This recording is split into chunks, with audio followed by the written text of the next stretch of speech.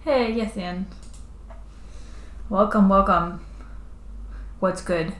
Um, what's good is that I'm sitting here, dry and warm, even though it's cold and rainy outside.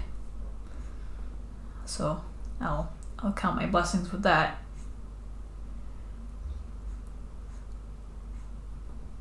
How about you?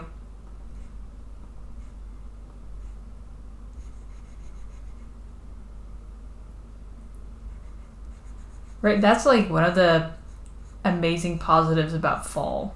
It's like you get to sit inside guiltless. You don't have to worry about like missing out on the nice weather.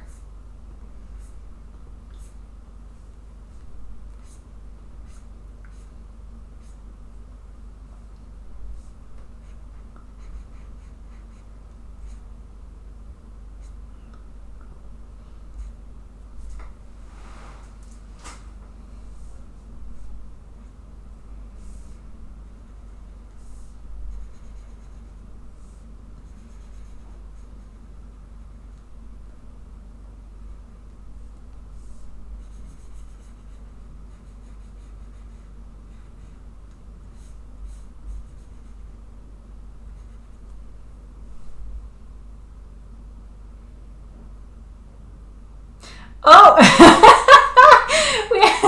Okay, so we're actually in the same boat because so the evening after we talked, I started up Baldur's Gate and I looked at the hours and it was 180, even though I said 150 was like on the high end of my estimation. So we're making the exact same mistake.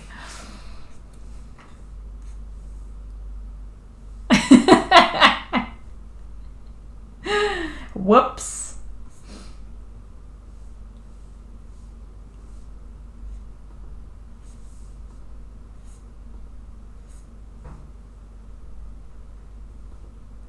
Have you been able to play some Baldur's Gate after we talked last?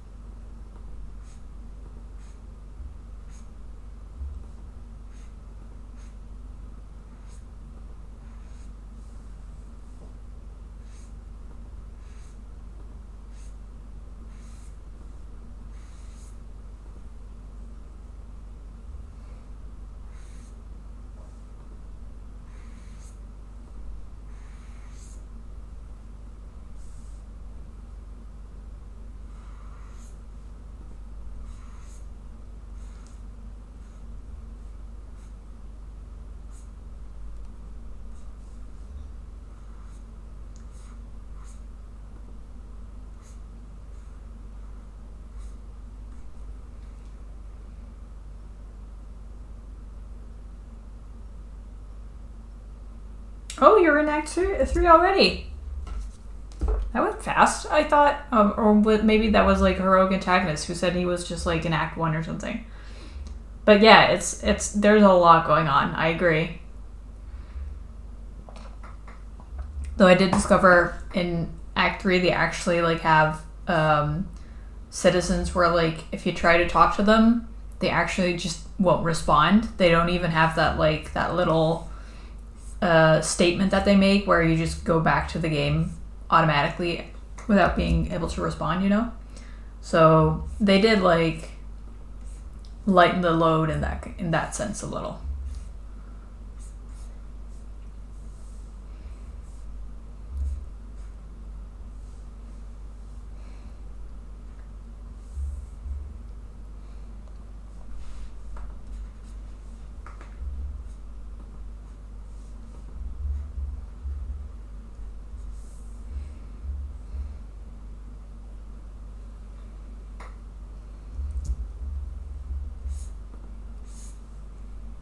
I know.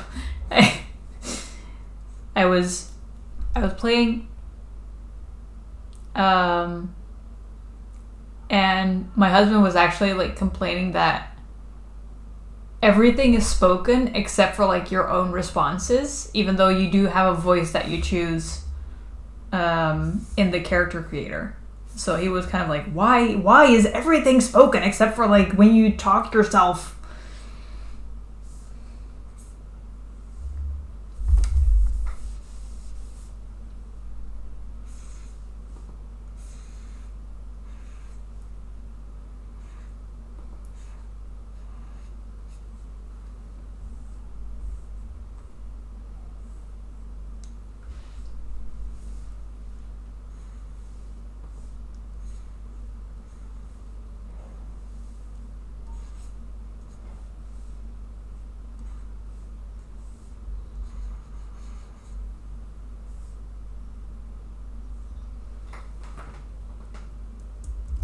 Yeah.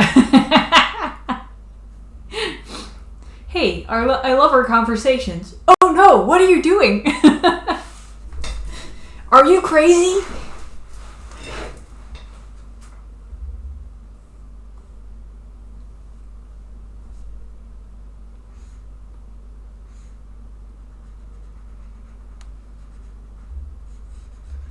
Yeah, that must come across weird.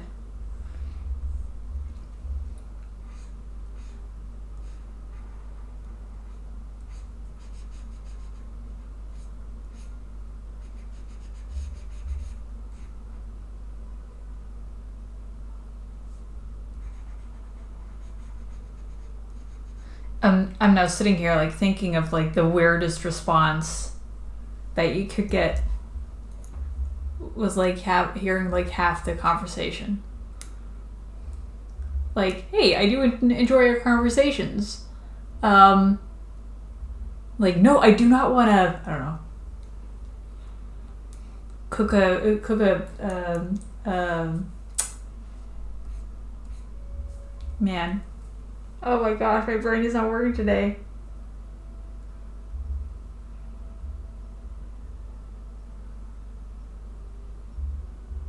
Oh yeah, that makes more sense. That makes a lot more sense than the example that I was trying to come up with.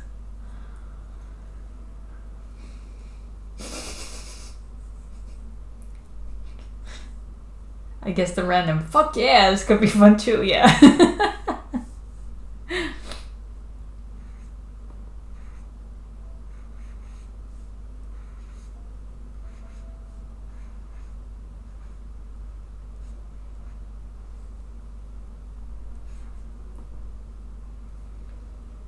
I know. I don't have her like in the party right now, and I actually kind of miss her super optimistic thing.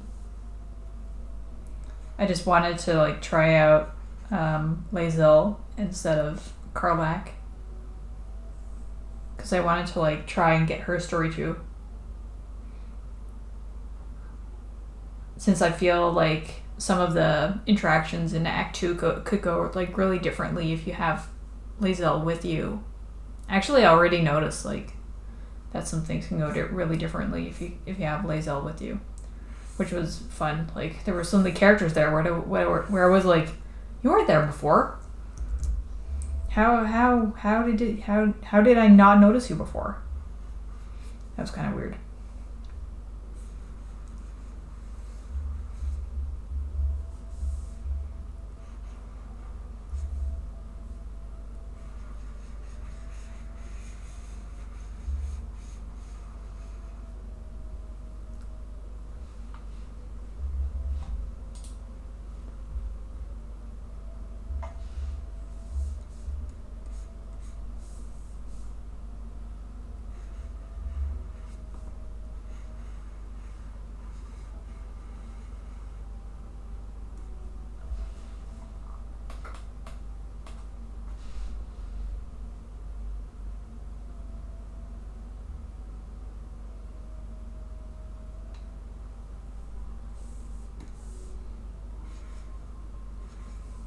So who is your like who does your party consist of right now in this playthrough?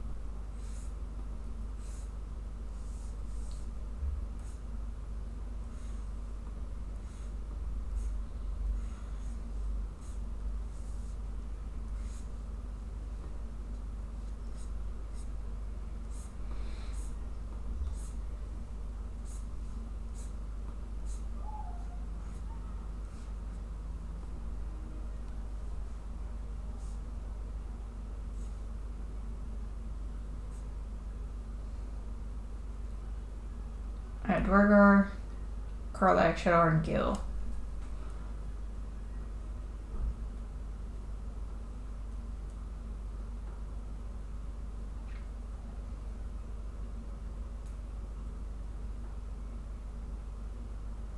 Wait, you don't you don't use Shadowheart for healing?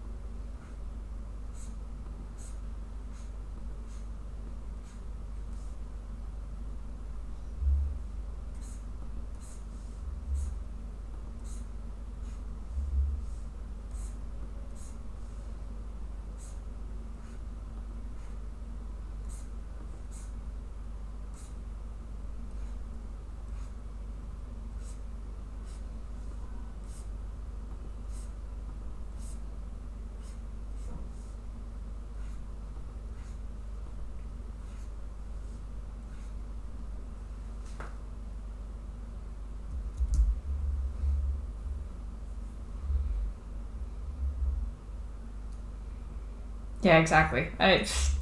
Honestly, I've had some fights. I don't know why you haven't come across them yet, but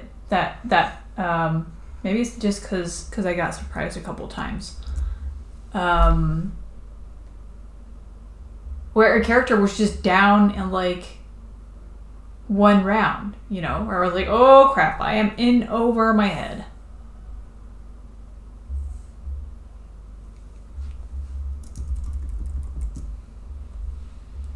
There's been some fights where I was like, I'm never gonna make it. This is impossible. This is impossible for me to get through. And then somehow I survived, but mostly by like scraping by.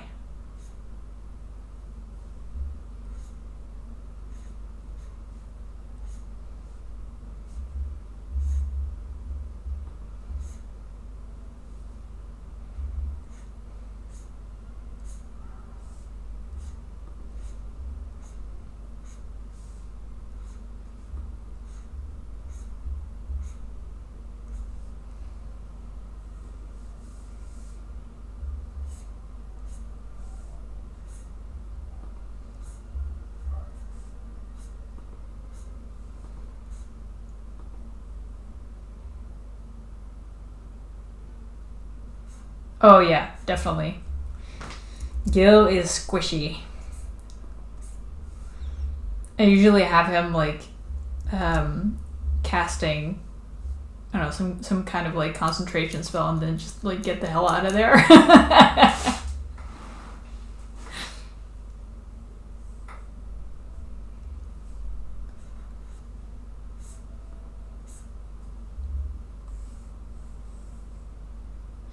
Get out the way.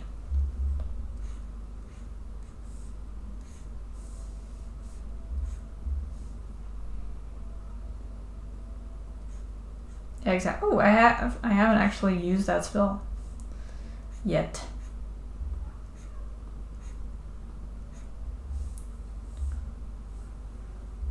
There's so many spells I want to like learn. At the same time, every time he learns the level, I'm like, oh, I want that one. I want that one. That one too.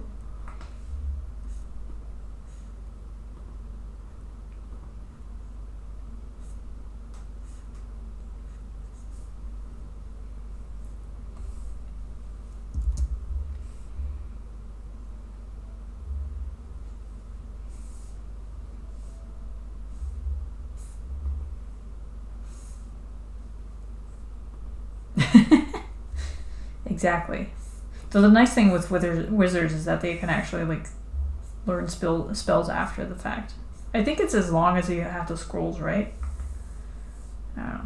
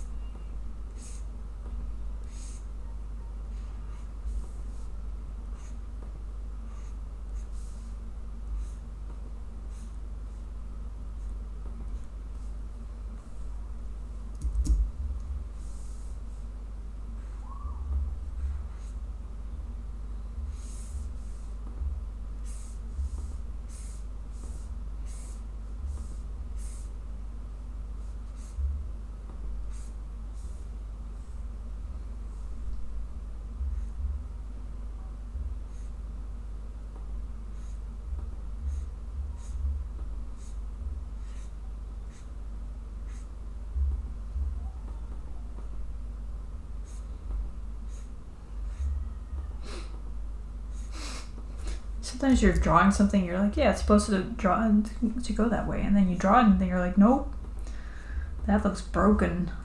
That's not supposed to look that way.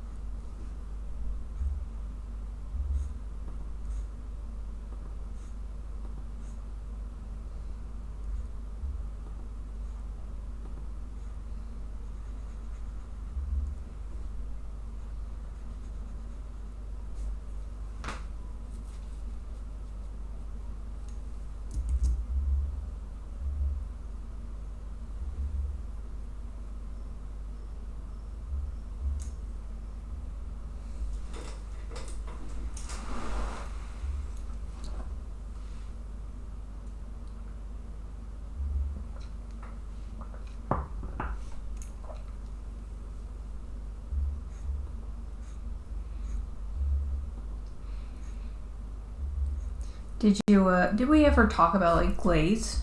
You know, the thing that can protect your art from like being used by like machine learning to train on? Oh. All right.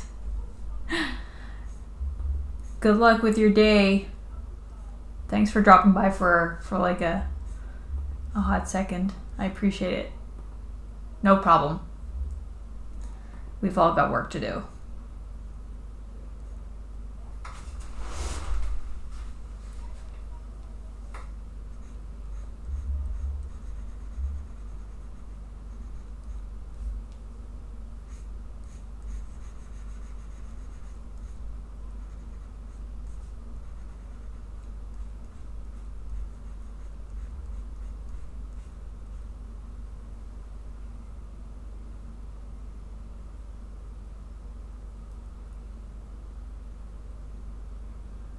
Hey, Rick.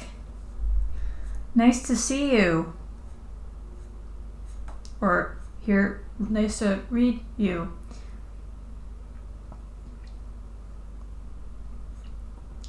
See, that for me is completely different. I was just telling Yithian how it's like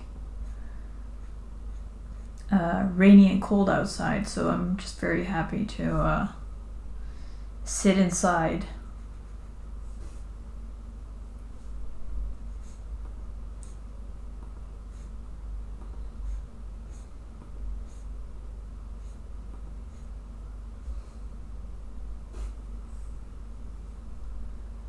But I'm happy you're joining us despite you rather wanting to be outside.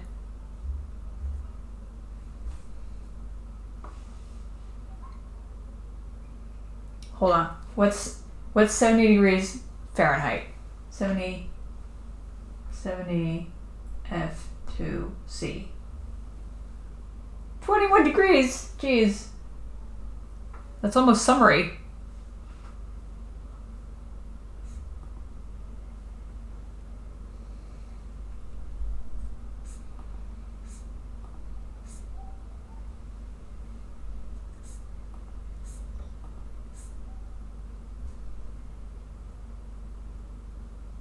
Are the trees turning and stuff with you guys already?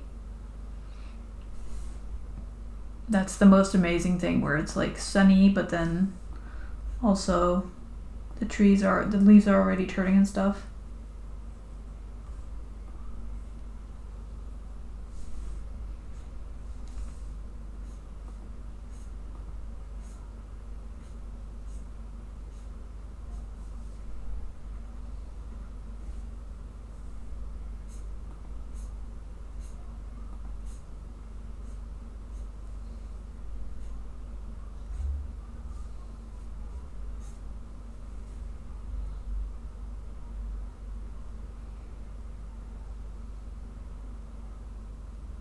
Leaf grinding?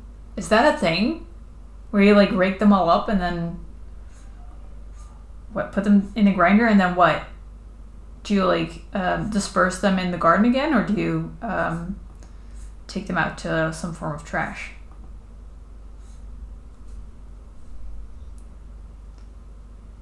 Ah.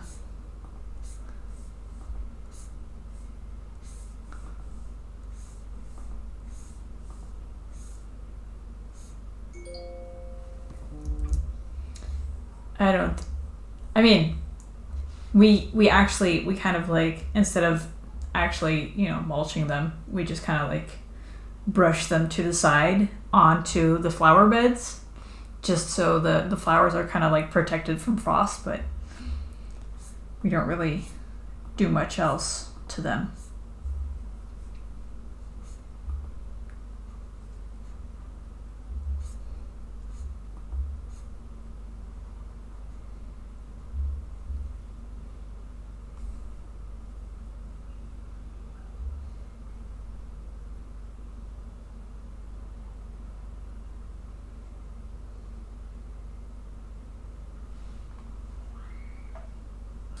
Oh yeah, the Ko. Oh, I forgot about that last time. The Ko-fi stream bot.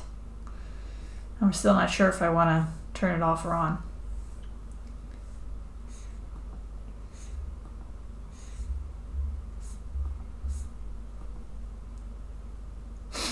Especially because it's now a lot of bots at one time, actually.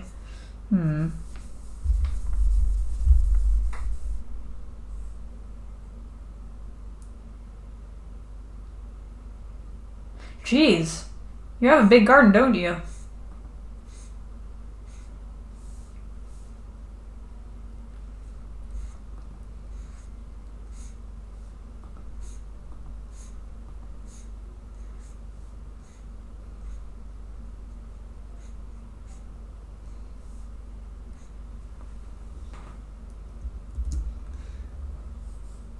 Hello, heroic antagonist. Welcome. We were just talking about mulching leaves. Is it a nice Ko-fi page? Wait, what does it look like? Hold on. I am so on top of my own stuff. You can hear this.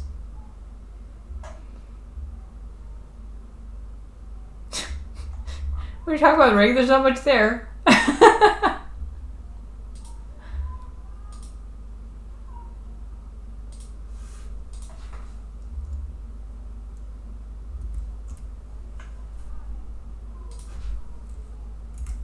Oh, actually, I do have the... I forgot. I do have the mentorship thing on there, I think. Don't I?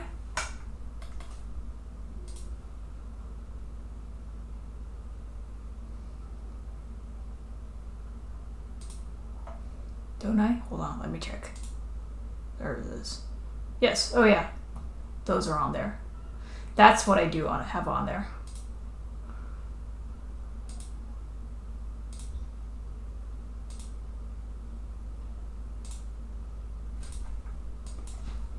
Hold on, I need to fix my time registration stuff. There we go.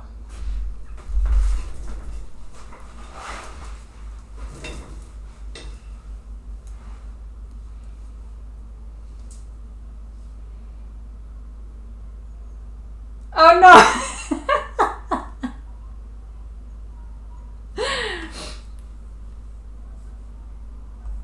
Kind of feels like when you've like just snow shoveled your driveway and then like a whole pack of it comes down from the trees or something, like foop. Here you go, do some more.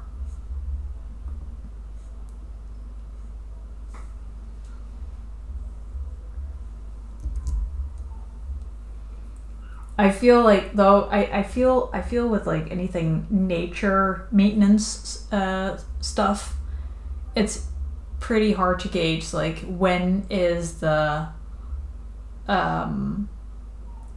perfect time to do this stuff, because like I have the same with, I think they say like I think we had it once where they were like, well, you should, I don't know, cut the grass or like trim the hedges or something, but not before you had the last frost. And then I think it was like 20 degrees in March, and then in April it started snowing again. 20 degrees is like 70 Fahrenheit. I just discovered. So that was a roller coaster where it was like, well, I just, put all these plants outside because I thought winter was over, and now it's snowing again. So what the heck am I going to do?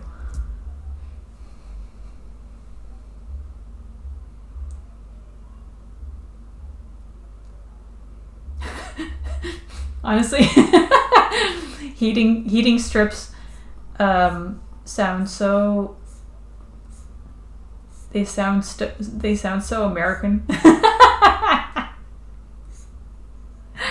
I don't think anybody has a driveway here in Holland that is big enough to justify that kind of stuff.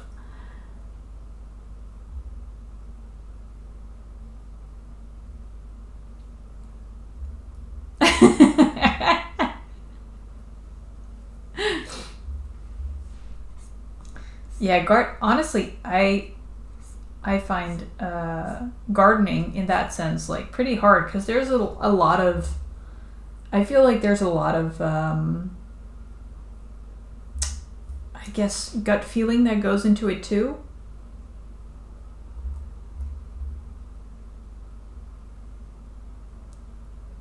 In the sense that like people are like, well, you should like plant it after the last frost, and I'm like, well, how do you know? But then wait 1 month and you're too late because then everything will have like started blooming already or something. I don't know. It's a confusing hobby to me, to be honest. Oh, looky here, it's time for a break. All right, I will be right back. Hold on, and then we can talk about gardens some more.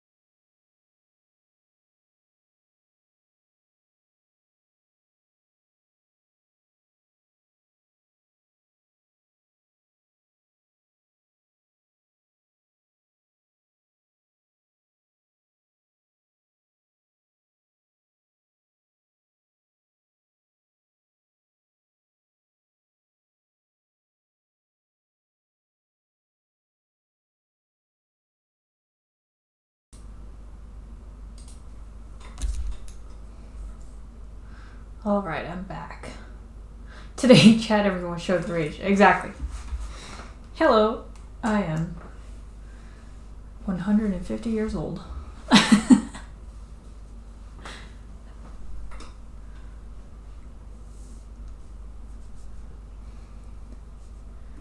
think any teenager who comes into this art stream will go like, what the heck are all these people talking about? And then turn around right away.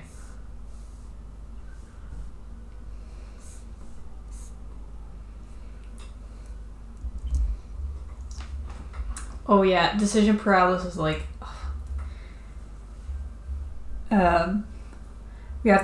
we have like a small bit in front of our house. And it's like a really messy garden right now. Like we haven't really updated it since we moved in, which was 2 years ago. It just wasn't really like taken care of in the first place. So we still need to decide what we're gonna do with it. But I kind of want like some space for like an EV to charge. But I don't want it to be, it's too small for like a car to be like there permanently. So I just want it to like be able to sit there to charge out of everybody's way for a bit, and then be a garden like for the rest of the time. But it's making any design for that sort of thing kind of tough.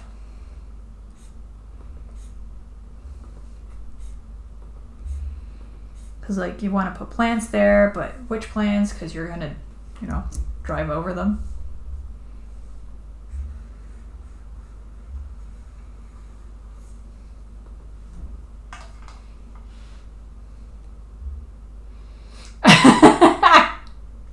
Isn't that the best? You're like, we're gonna start all over, and then you're like overwhelmed and do nothing.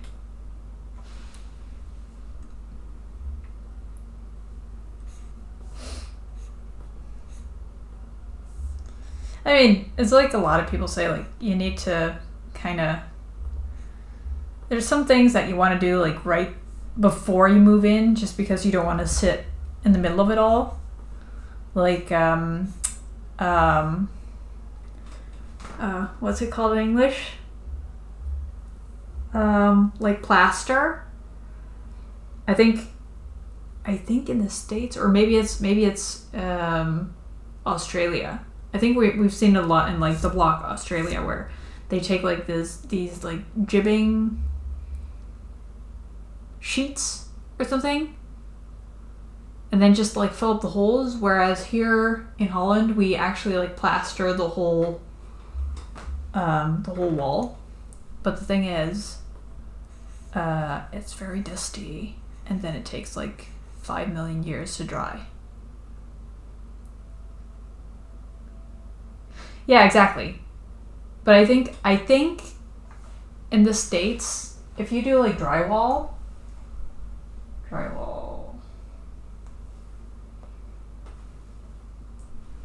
Hold on, yeah, because like the difference is, we don't really use we don't really build wooden houses. It's a lot of brick houses here still, and like concrete and stuff. Which means that you're not really like drywalling stuff and then plastering the little bits between the drywall sheets, but you're actually like plastering the whole wall, because you have to like cover up all the concrete. So yeah, it's like a different way of building, and it actually like takes a lot more time if you want to do it again. So that was something that we did when we moved in, because my husband was like, we are never doing this again if we like actually move here and then start to think about plastering. I was like, okay, yes, I think you're right. I mean, it's not really a DIY thing. You could. But it's like, putting clay over a whole wall and then trying to like make it perfectly smooth. It's a skilled job. So we asked some people to like actually come and do our whole living room when we moved in. And now we have like one tiny room left that we didn't do, and now we're getting it.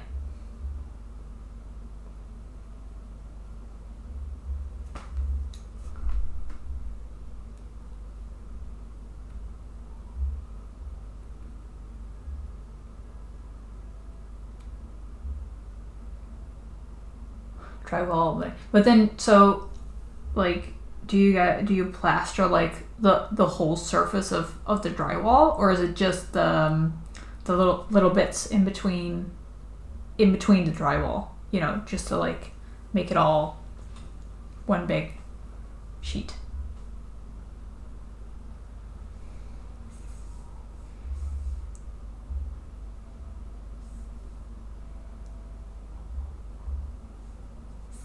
Huh.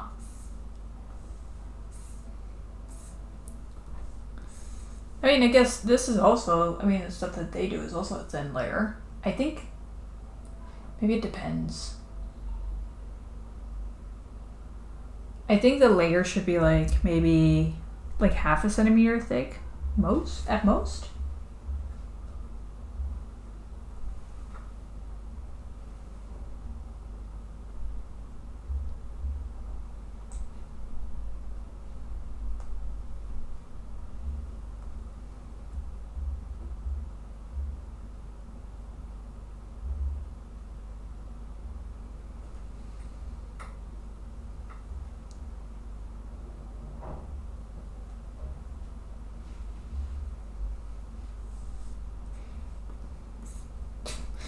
Honestly, you can tell me anything and I believe you right away, because I have no idea what that stuff is called. Because we never use it here. Maybe in like wood builds, but that doesn't happen that much here, which is a shame. I think like if we ever end up like building our own home or something, then I definitely want to look into that. But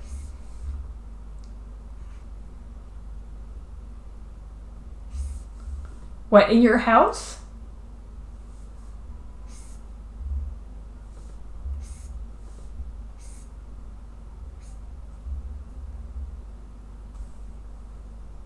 How long have you been living there? 2 weeks.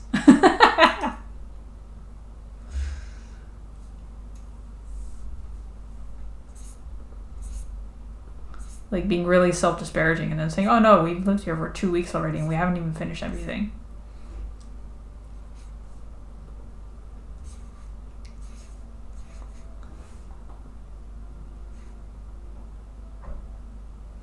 Oh, yeah, see.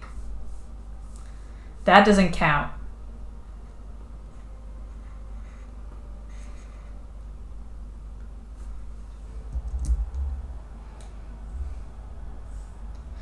Ten years in one place. Yep.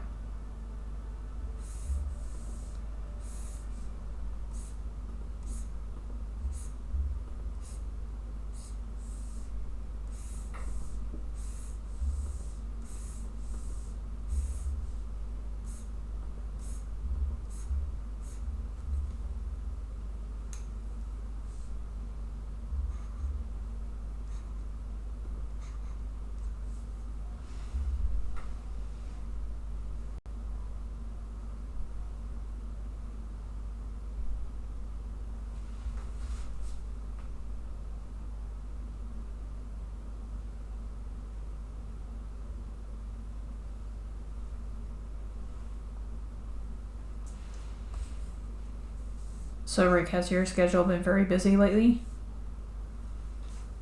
Or have you been able to, like, catch up on some vacation time?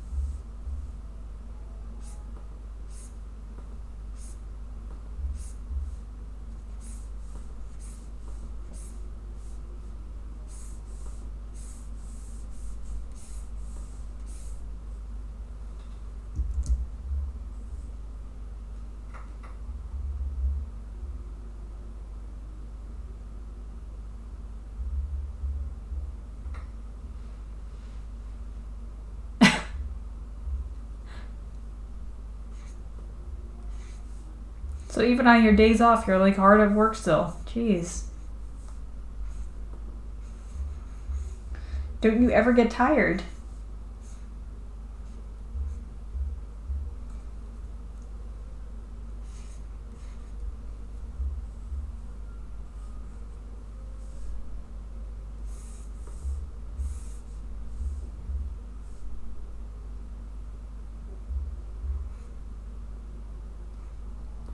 Was it just like due for replacement, or were there like issues like heroic antagonist had?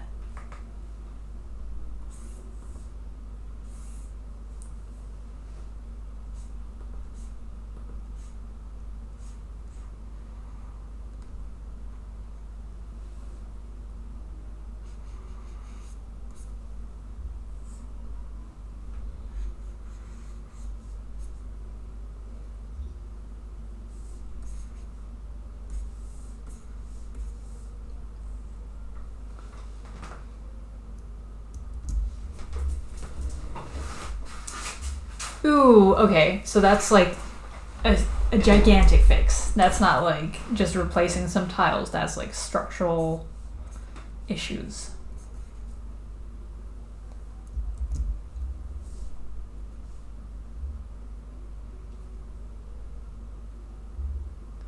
Jeez. And you're doing that on your own? Or like yourself? Let me phrase it that way.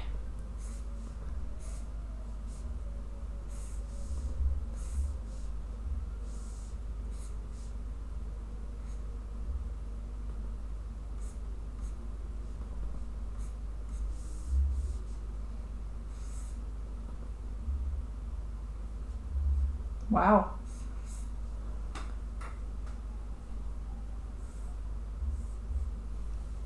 My father-in-law, like, he's also very handy and stuff with all the DIY stuff, and I'm like so in awe of all these people doing that stuff themselves. I'd love to do it myself, but I don't know, I'm just kind of like, I never really know like where to start, you know?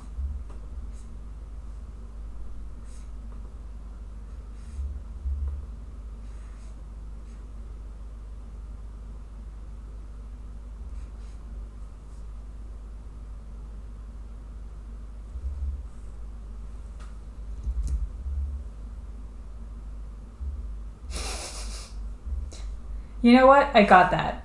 I figured it was like, it was gonna be half the skills.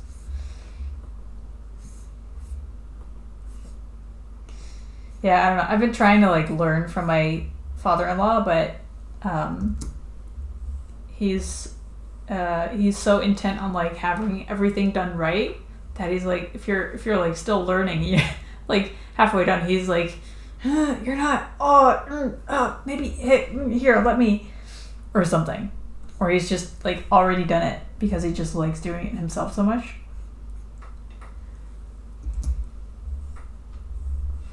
So once he's like retired even from doing our family projects, then we're gonna be like on our own, figuring everything out, or hiring people to do it for us.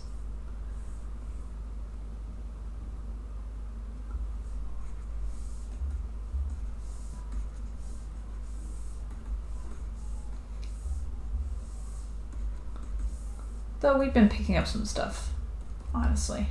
Like we needed to, we have like this outdoor faucet thing for the garden, to spray the garden. And like we actually went on Reddit like, hey, should we like do this ourselves, or should we hire someone to do it? Like, what's the worst that could happen? And people were like, get a plumber, because if you fuck shit up, then your whole house is going to be underwater. We were like, what? No, we could just try it, and then if it doesn't work, then we'll just like turn off the water and you know, have someone come in. So we tried it and it actually worked. So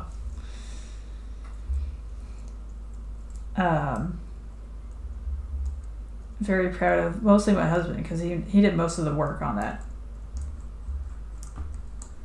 He might turn into a fixer-upper person yet.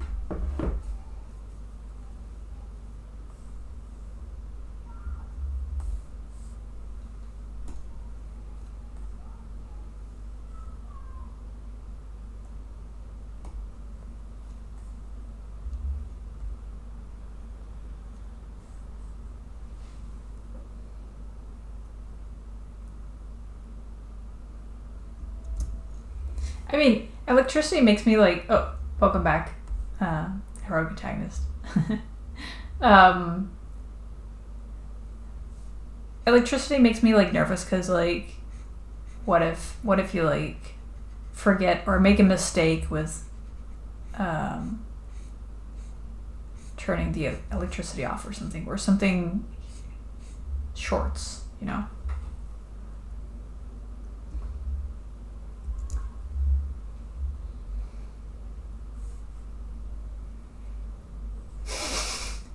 Here we are, all are relying on our dads.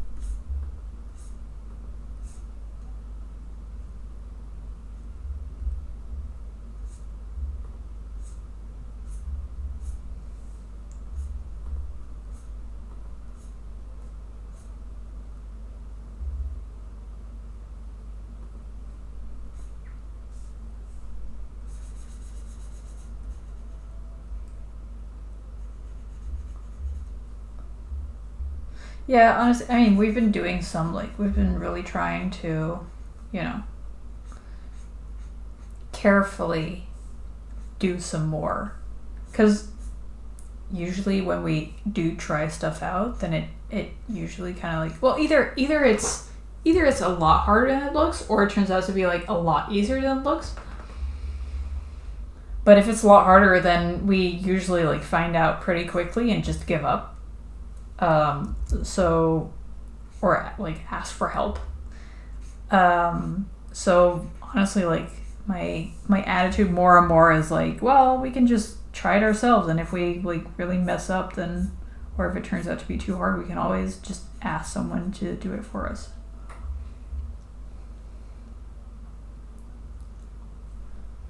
Yeah, I mean, like, doing something in the walls would also involve like redoing the walls and stuff. So I mean, that's a bigger job.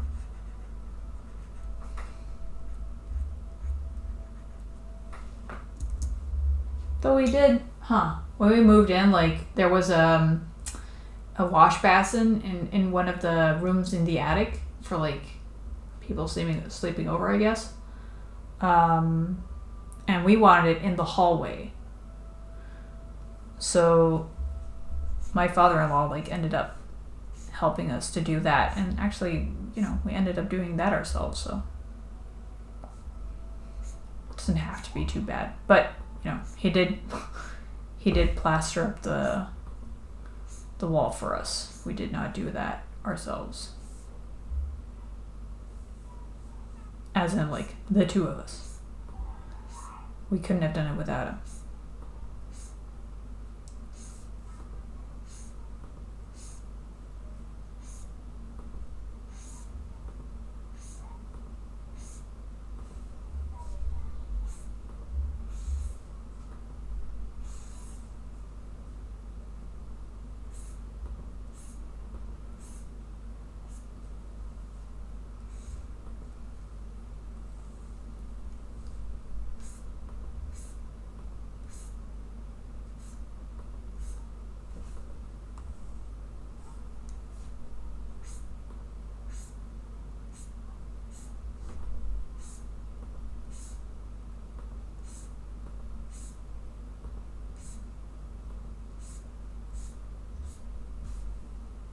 In other news, by the way, did you see that? Did you ever hear about like the glazing app where you can protect your work from being used in like AI and machine learning software?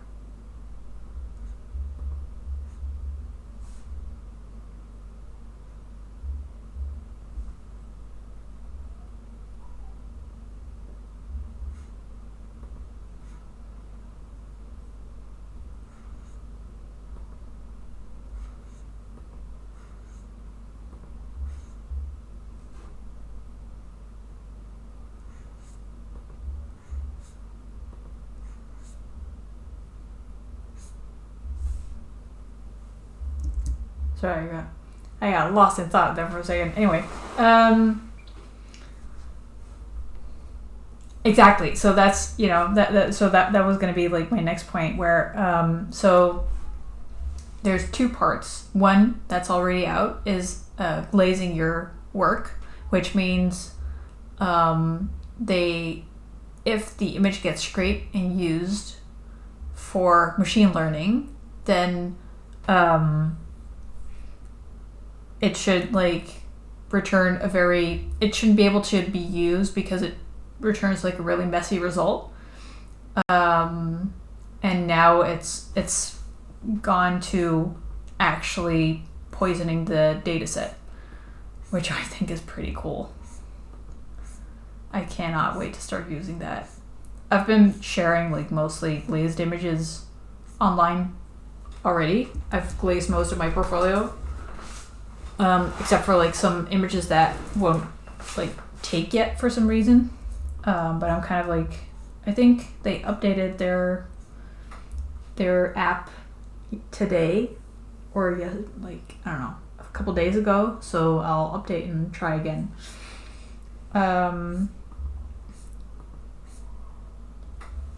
But yeah, I've been sharing mostly just glazed images online. Because I don't, knock on wood, but I don't think any of my work is in there yet, and I don't want it to be in there, so I'm doing what I can to prevent that stuff from happening. And then I'd be really pleased if it turned out that they had some like unsolicited images end up there in there poisoning the data set.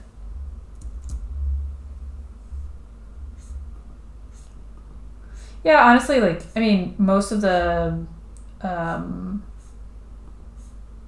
images I find they get like some kind of like JPEG artifacting, like they've been compressed a bit,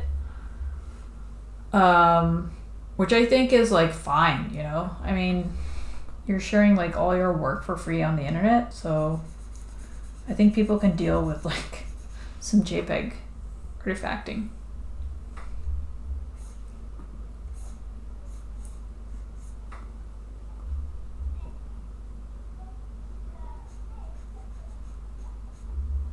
And sometimes it causes like some issues, but usually like reglazing at a different intensity kind of like fixes that. So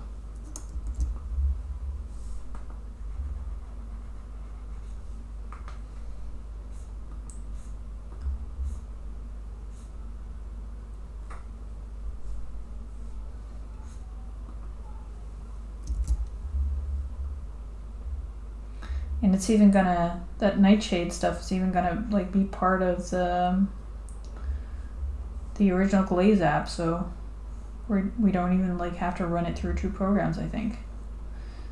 So that's nice. I know, it's just everywhere, man. Like,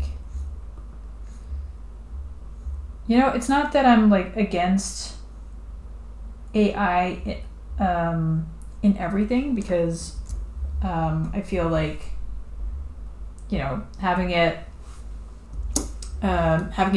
being used for like, because it turns out that machines are better at spotting cancer in X-rays than doctors are.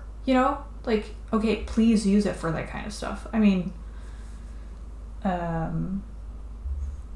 that's what it should be used for. But just like to replace human creativity. I don't think that's what it should be used for. And it's like, people are saying, like, it was so prohibitive at first,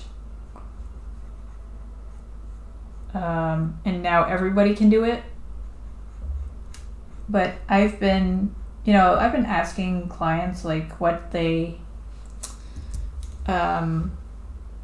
just like to review my work, in our us working on their commission, and it turned out that, like, a through line through all those reviews is kind of like, well, I really like what, the concepts and the ideas that you brought to the table, and it really elevated the initial idea that I had. And I was like, see, that is exactly why you want to, work with someone else on this kind of stuff, because AI, or like machine learning, is like doing the manual labor, which I'm also doing in that sense, but I'm also like thinking with you on the concept and how to like sell your book cover or whatever. And AI, like my favorite example is like clients who come to me and they say, like, well, I want, the main character on the cover, and then I want the antagonist, but there's also a castle and there's also a red dragon, and then there should be like a river and a rainbow sun in there or whatever. And I'm like, hold on. If you put all that on the cover, then you're not going to see any, you're not going to see the forest for the trees. So, that's also like how working with someone else, with like an actual human, helps you to create something that that's better than you thought it would be. So anyway, it frustrates me where people are like, I'm finally seeing my ideas come to life, and I'm like, well, I can make them better for you, but whatever.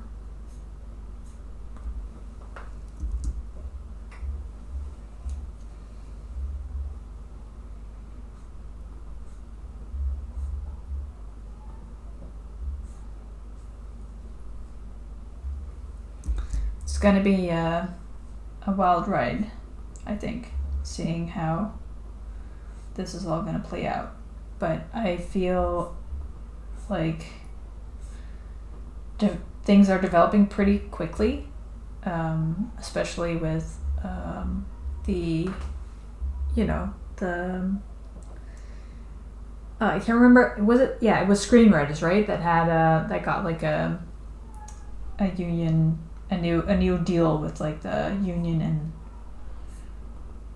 and studios, I guess. And if more of those kind of deals are being made, and this kind of technology is coming out, then I feel like the landscape could change pretty quickly again.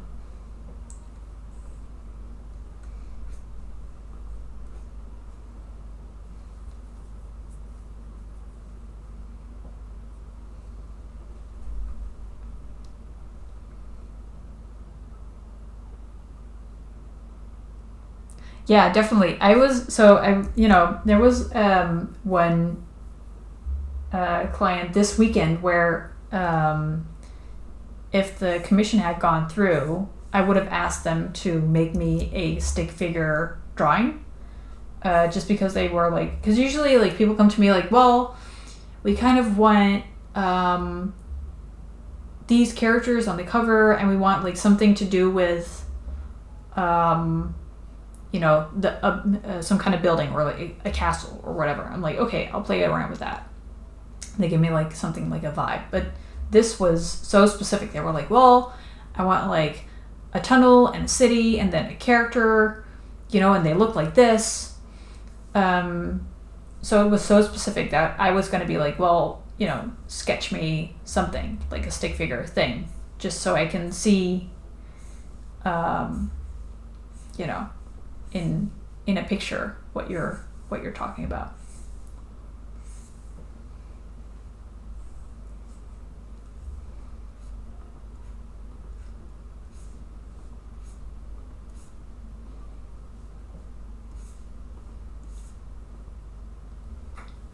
Yeah, I actually think like the actors are still not negotiating because I think they're still on strike. But I think like the actors are still striking, but the writers actually came to an agreement where also anything that was created with AI can't be optioned.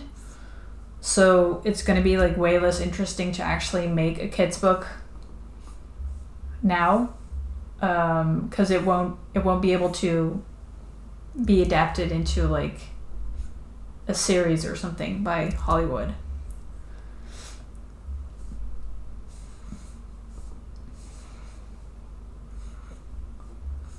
So that's already a big step, I think, in terms of like discouraging this kinds of stuff. Because I mean, like, it's not going away. I can read it. I can, you know, I can not get behind it so much, but I can accept that. I put it like that. It's just, it's gotta be participation in this kind of stuff has to be voluntary. I actually got another commissioner come to me last week, which also didn't go through, but they said, I'm in a bind because I asked an artist not to use AI for their art, and it turns out that they did. So now I have to like rush and get more art for my project, even though I wasn't planning on it. Even though they specifically tried to avoid it, they still got confronted with the fact that, you know, people were using AI to create work for them. Yeah, sucks.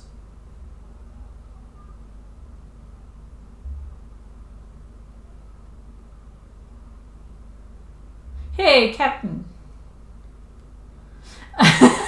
Oh no, it's Captain Diablo.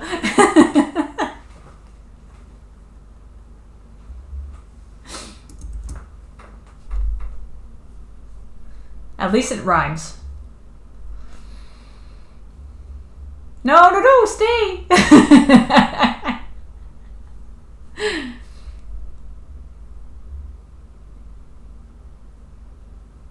Hey, but congrats, Antagonist, on like commissioning your first commission. Yeah, we were just talking about the what's it called? Nightshade.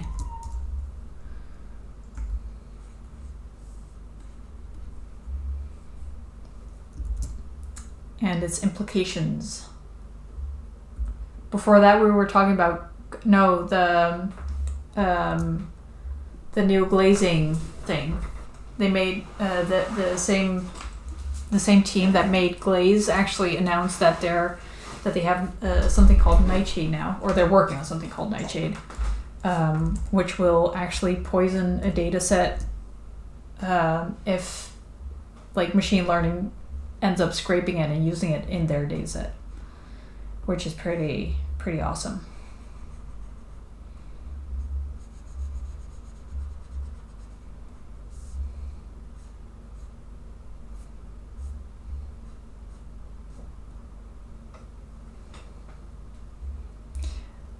I mean, we were talking about flowers, I think, 10 minutes ago. When flowers and trees, and we were talking about gardening. So we're like all over the place today. Oh, really? Oh, wait. I think you told us about the first one, right? Where they... What was it again? I can't remember. They ghosted you or something?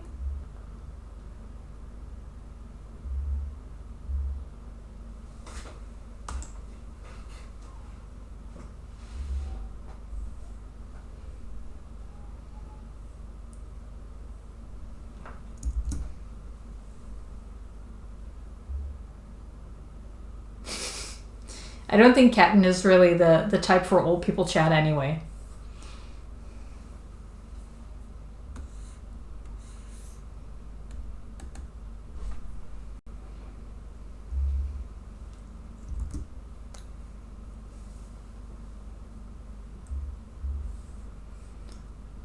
Yeah, you're gonna have to remind me what the issue was again, because I do remember that we talked about it, but I can't remember what exactly happened.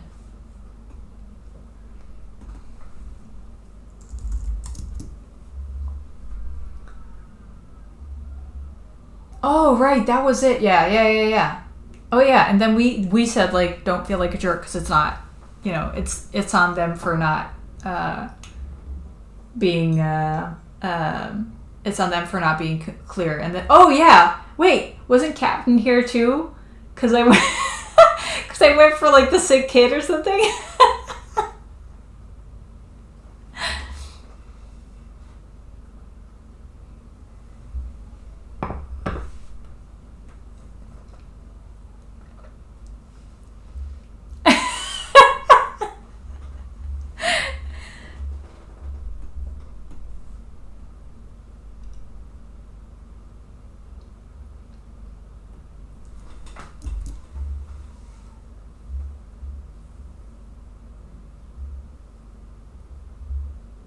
Yeah, it is definitely coming back now.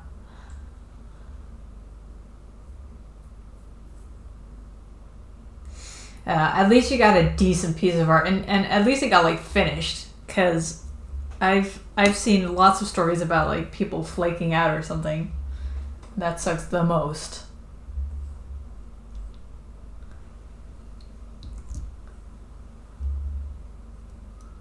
And I'm happy to hear that you're like having a good experience now.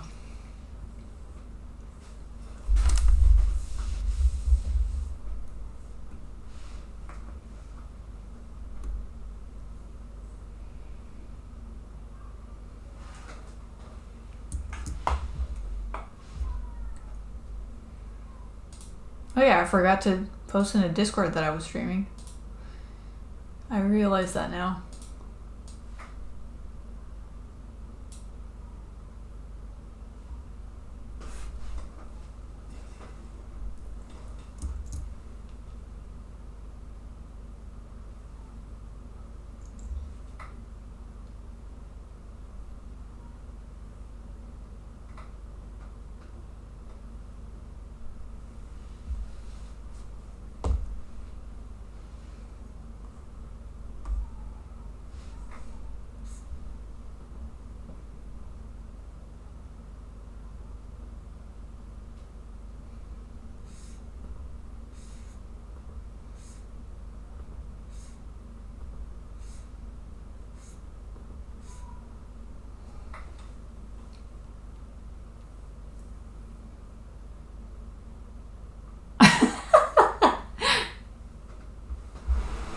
Okay, so Captain, like because we were talking about like a commission and like a week being short notice. So, Captain, how long does it take you to like finish a commission?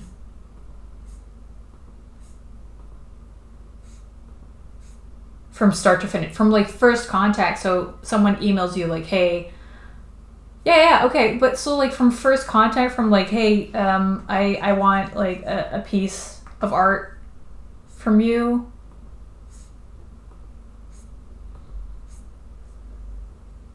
To like payment and contracts and that kind of stuff. All of that takes you just a week. Honestly, that's some speedy shit right there.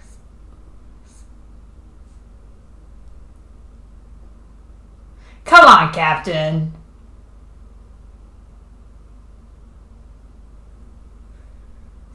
Seriously?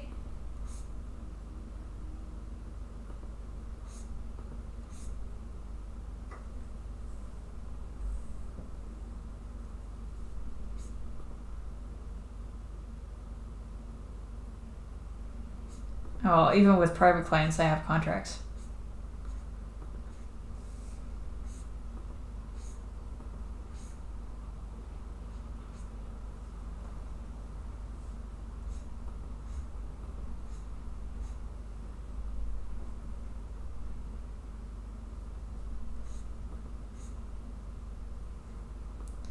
Well, I mean, it's just like,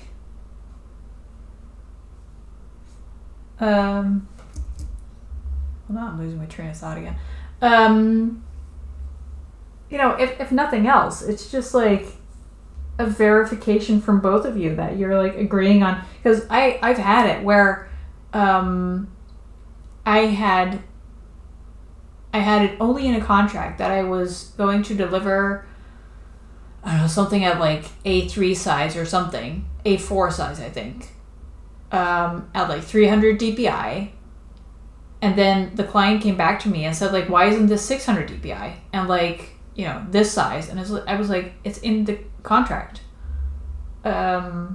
So, it's something for me to like have all the details that you don't discuss in an email, and just be able to like point to them, or point it out to them if they ever disagree, because that shit happens to me.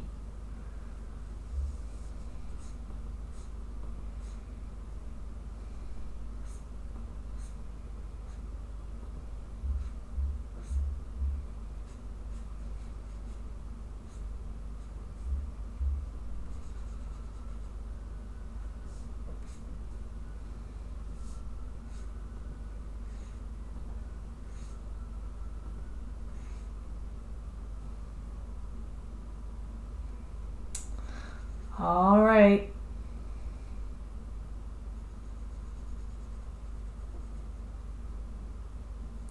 Well, as long as it works for you, I guess.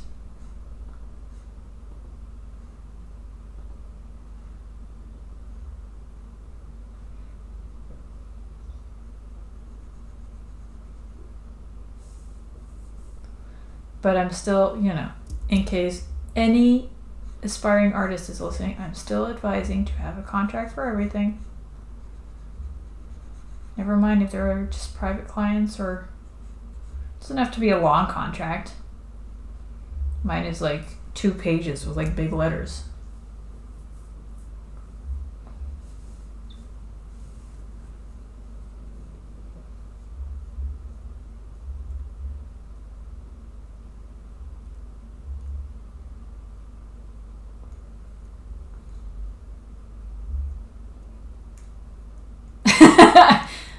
Wait, you're telling me I give off a mob vibe? Yeah, I have that sometimes. With the strict mob vibe.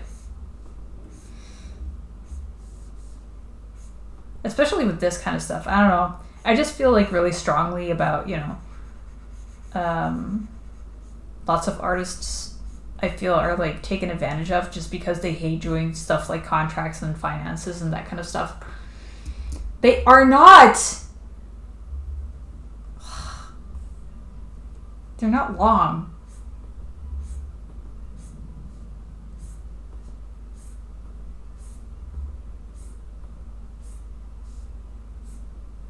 I sent you mine, didn't I?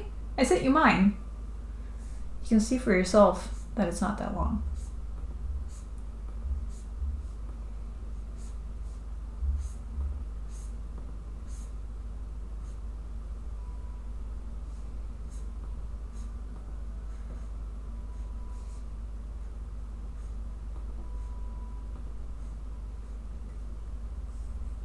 Hey, Adam.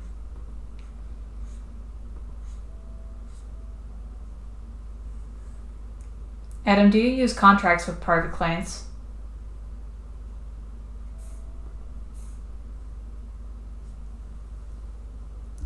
What? Crap, I'm being outnumbered. What is this?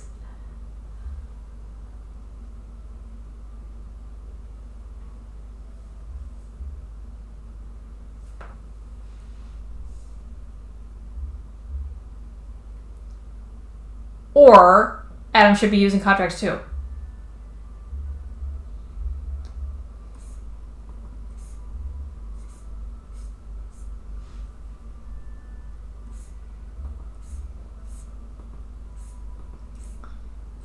Captain and Adam, we're supposed to be professionals. What is this?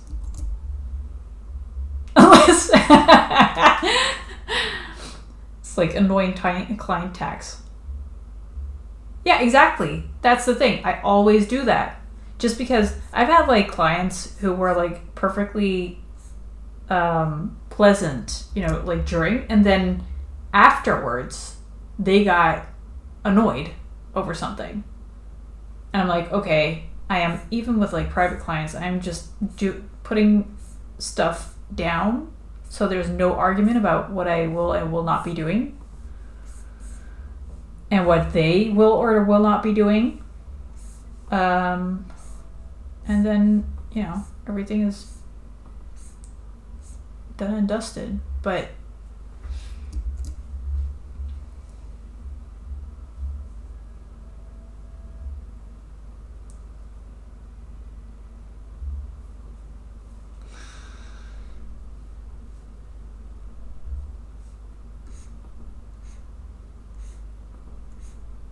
same. It's just that like the stress on me for like, because I actually like start to doubt myself. Like, oh, should I have like communicate this more clearly, or should I have like mentioned this explicitly, or have I not been clear enough in this, or should I be lenient in this or whatever?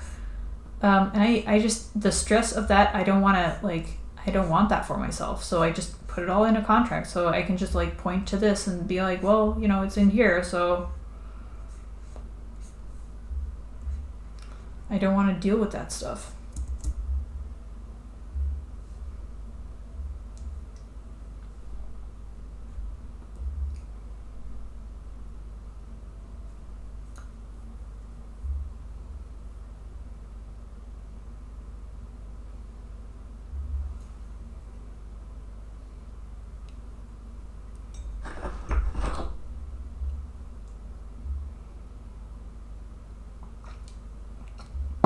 Yeah, exactly. Like anything like that is basically covered by my contract in one way or another, so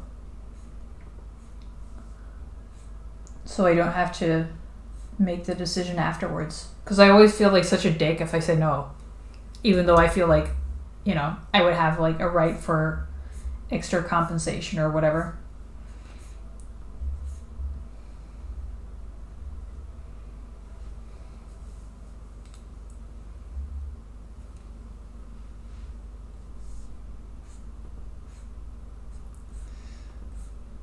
Well, honestly, I just sounded like Diablo's mom, but you sound like my dad now, because he's always like telling me like, just water off a duck's back. Just don't worry about it so much. I'm like, geez, Dad.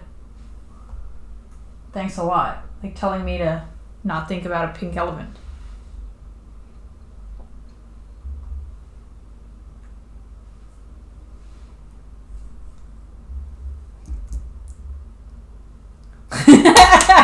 You don't get me.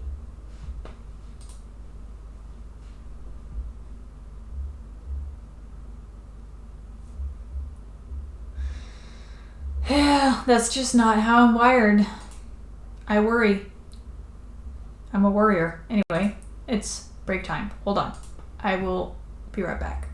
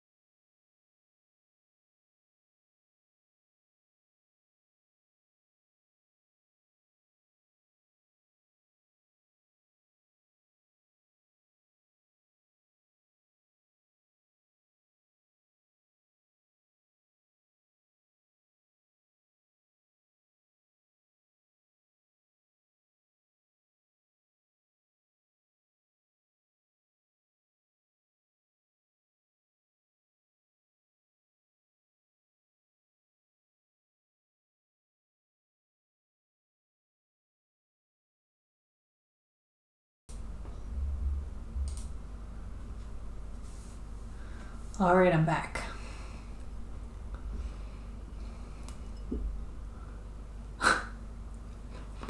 I would argue that, like, worrying about some stuff now makes stuff later a lot less stressful too.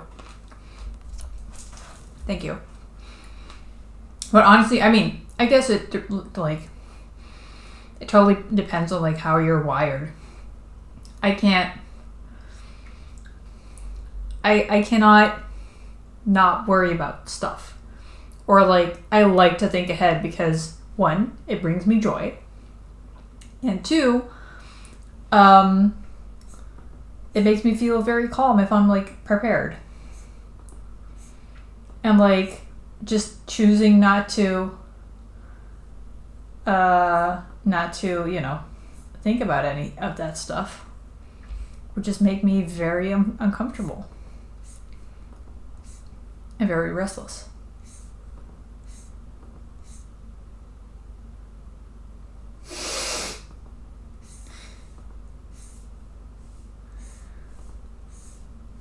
I don't, I just can't wrap my head around that. I mean, I can, in a certain way. I have that with like stuff around the house that I like need to clean up or whatever. It's like, oh yeah, I'll do that later. But you guys, no, I cannot get into that mindset. When it has to do with, like, finances and contracts and business stuff.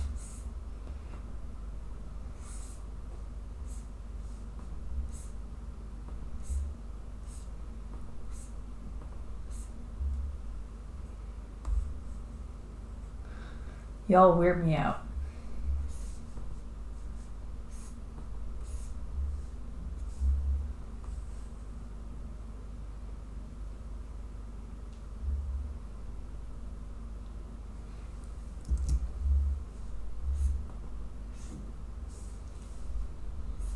So do you, like, when a commission comes in, do you, like, drop everything else? Do you, like, take one commission at a time? Yes, literally every client.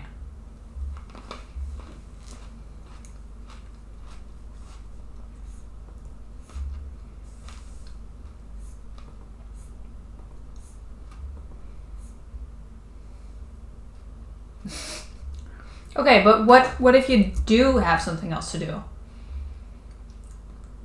What if you're like Adam and you have, like, six clients at a time coming at you, like, hey. Right. And that was a later me problem, wasn't it?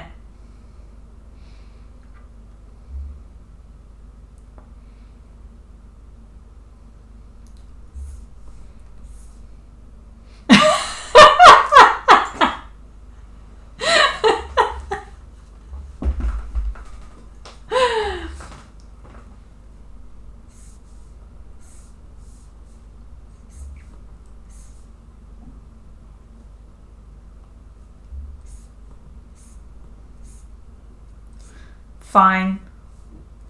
I would be like, but I'm a what if person.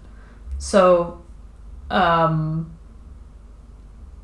like, what if a really cool job comes by and then you can't take that on because, like, you took on too much at the same time.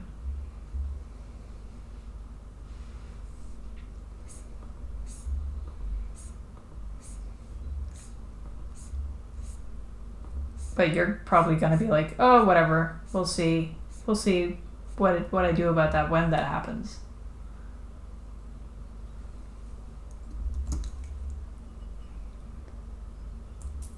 Yeah, wouldn't you? No, well, you wouldn't because you don't worry. But I would be worried about, like, pissing them off because I said I would, have it done in, like, 3 weeks or something, and then suddenly I have to push it to 4 or 5 weeks.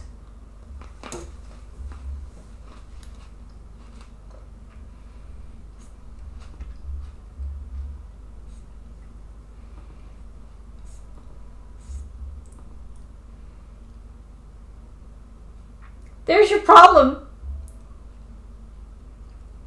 Well, honestly, it's been something that people appreciate about the way I work. Why? That would piss me off.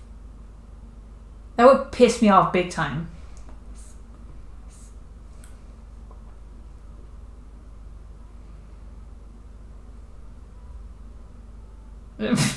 I guess I ain't. I guess I ain't commissioning you.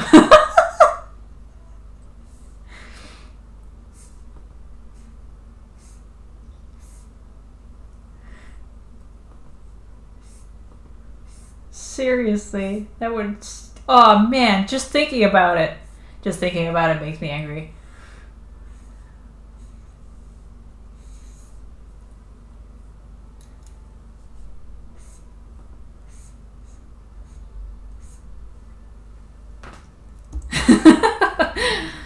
I'm gonna rage draw. Everybody's gonna look really angry now.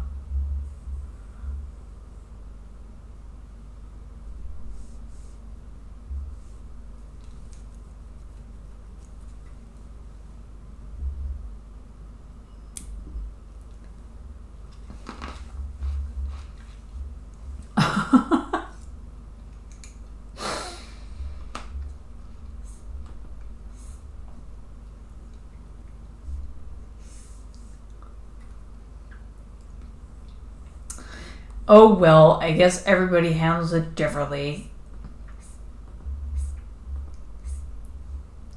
Maybe I also just like attract the what is that called? Like type A people or something? Am I a type A person?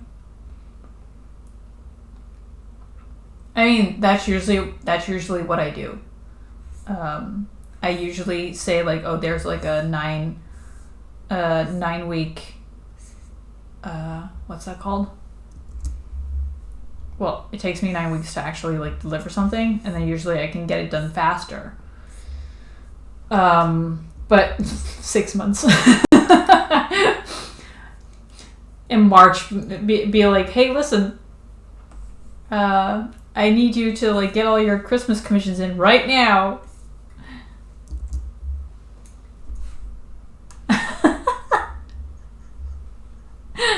Yeah, they'd be hi, welcome back, by the way, and they'd be proud that you delivered 4 days early. No, but usually like I do overshoot my estimates just because like stuff happens. Like before she passed away, I had my grandma who could just I don't know suddenly be like, hey, listen, like my caretakers didn't show up, so I need you to go figure out what's up. And then I'd be suddenly like be gone the whole day, not working, but I'd be like taking care of my grandma. So that kind of stuff, tended to crop up. So I pad my schedule for that kind of stuff. But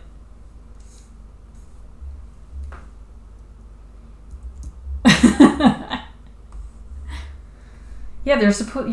Christmas deadlines are like, they have a deadline sometimes.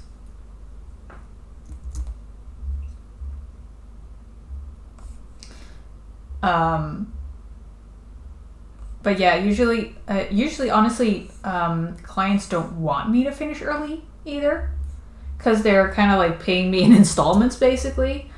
Not that I say like, oh, you can pay me in installments. I just, they sometimes ask to pay me in like three parts, just because it's like too much to do in one time. So then they don't want me to finish early because then they don't have the money to pay me. So usually I kind of like check, if I can continue, or if they're like, nope, please hold off. I mean, if it's how it works for you, then fine. I think if we were like working in a team together, I would definitely get pretty frustrated, because I would be like, what's going on? I don't know. And I hate not knowing.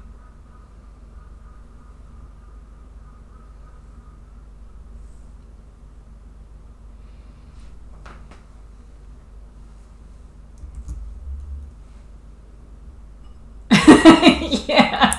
Good job, Adam.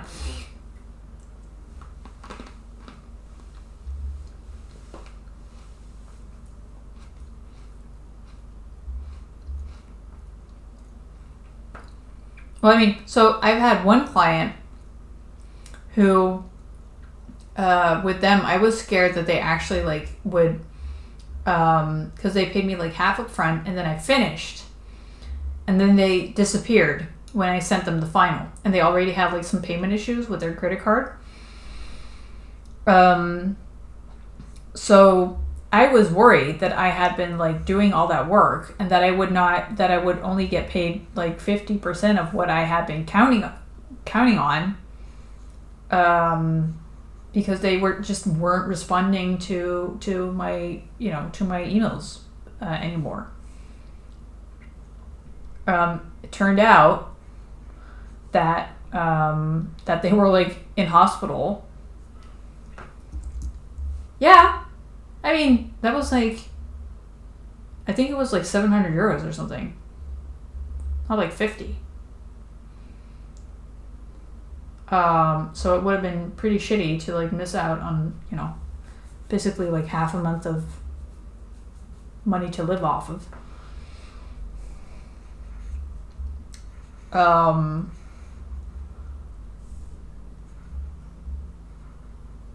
But yeah, I don't really want to do the work unless I know that people can pay me.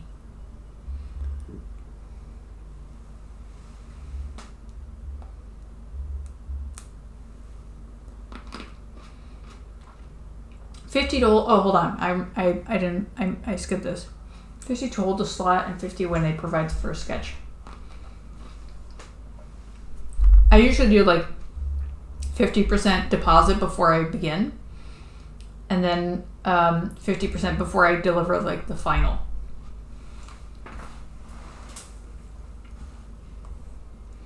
But I'm not sure like what kind of price bracket the commissions are in, because I feel like, for like I don't know, 100, 200 euro commissions or something, it's a different scale.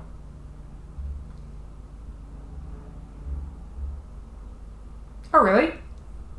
And like, what are like the budgets that you guys work with? Is it hundreds of euros, hundreds of dollars, whatever, or is it like 200 max?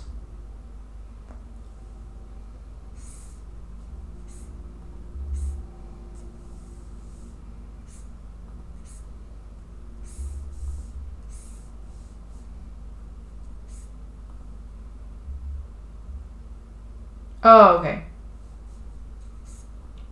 That's what I'm wondering. Like, if you're asking like 1,500 for a commission, would people like pay 50% just as a deposit and like 50% after the first sketch?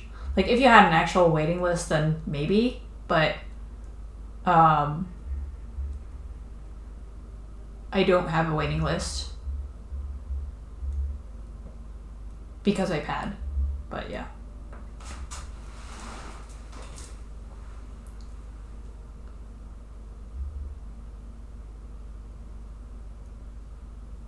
Really? So even with the thousands, they pay you like upfront for the slot, and then like the rest after they man, my brain is fried today, after they get the first sketch.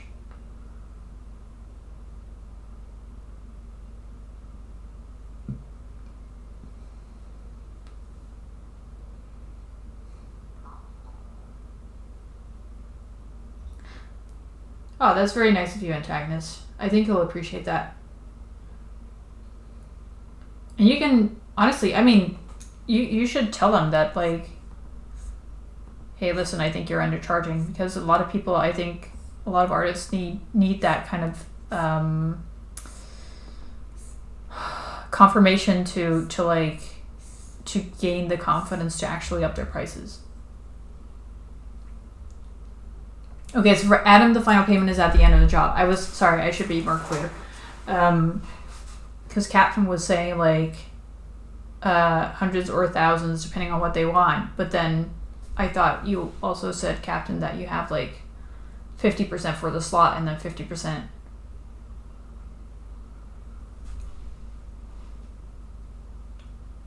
And the rest after the sketch, yeah.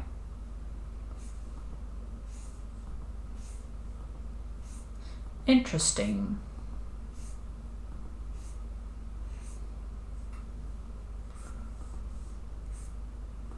Because that's the only...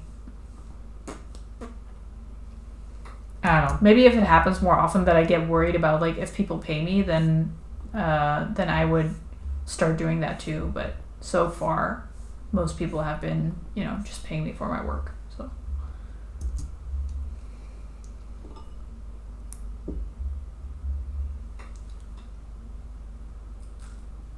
Oh, yeah.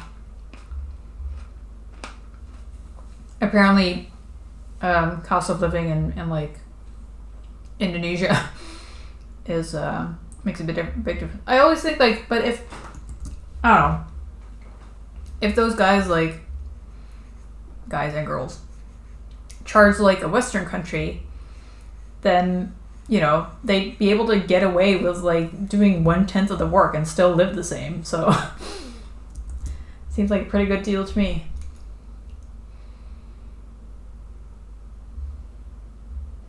Wow.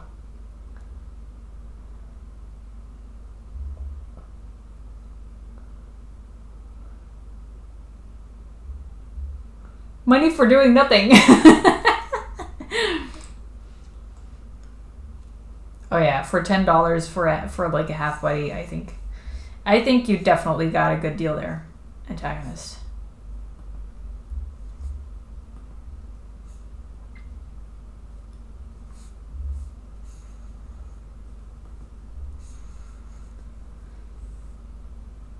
I can tell you I would not be able to do it for that kind of rate.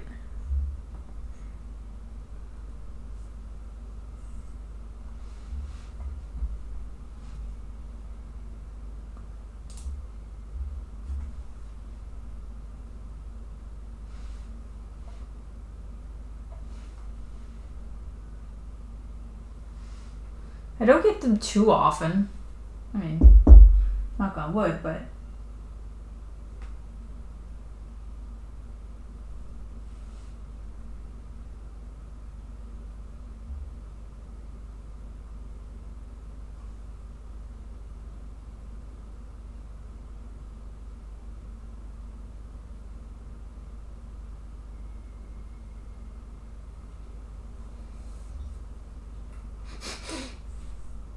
I guess he's going around that one bot.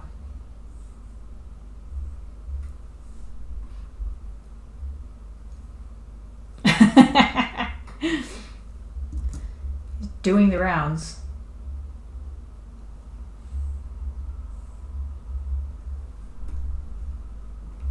Do you guys, Adam and Captain, do you guys ask like where your clients find you?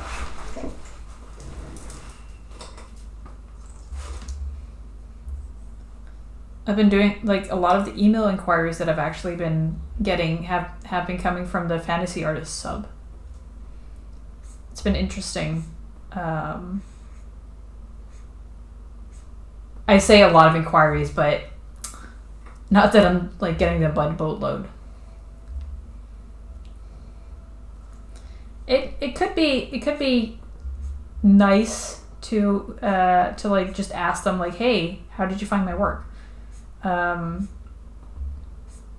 yeah, I thought like the Fantasy Artist sub was doing nothing for me, and the Beholder commission that I'm working on right now came from the Fantasy Artist sub, and then the inquiry I got this weekend that fell through, but still it also came from the Fantasy Artist sub, but I only found out because I asked them specifically.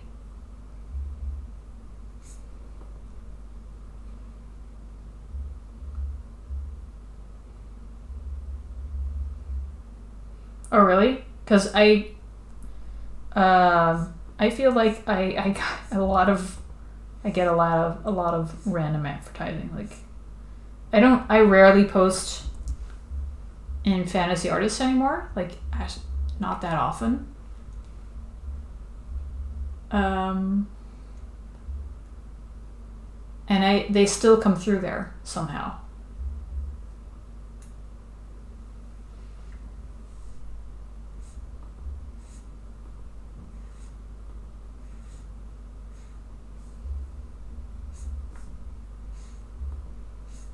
I guess it's really well, then you're getting, more of a direct result from it than I am, honestly.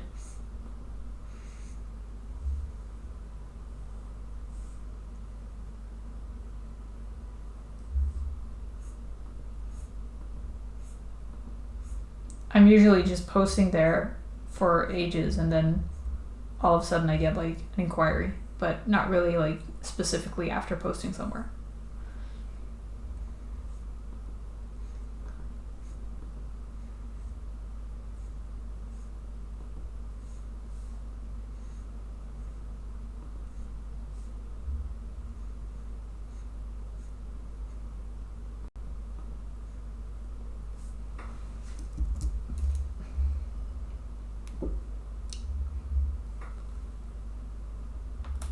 But yeah, I don't know. Did I just say this? But I wanted to say, like, I said this in my head, but I was gonna say, like, with the reduced amount of like upvotes on Reddit, I was like, oh, apparently Reddit is not working anymore, but apparently it still does, which is kind of, I hadn't realized.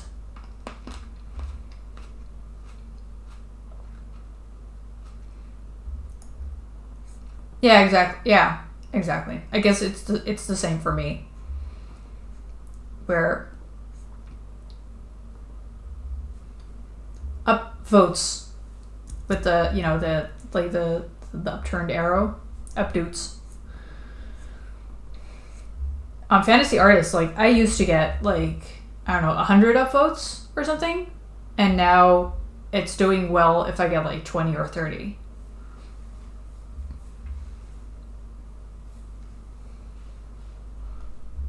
So I was like, well, apparently nobody's here anymore, but apparently people do still seek out the sub and look through it if they want something. So that's good.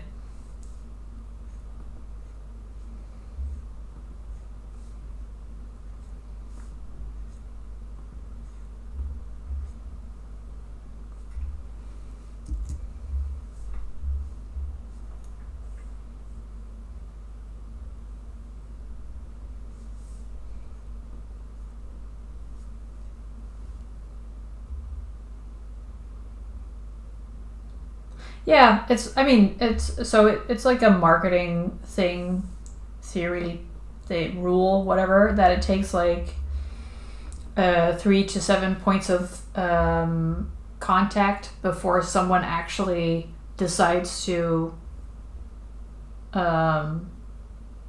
do something with it, like convert into a client. So like, rarely anybody is going to see your work and be like, oh, I need to commission them, and then like write you an email straight away going like, hey, I like your work, draw my character. And usually it is, like you say, more of a matter of seeing that artist's work more and more, and then being like, oh, it might be cool to have them draw this, and then actually sending the email. Which is why it's so important to actually repeat yourself. And it feels stupid because you feel like you're repeating yourself over and over, but actually it's, important.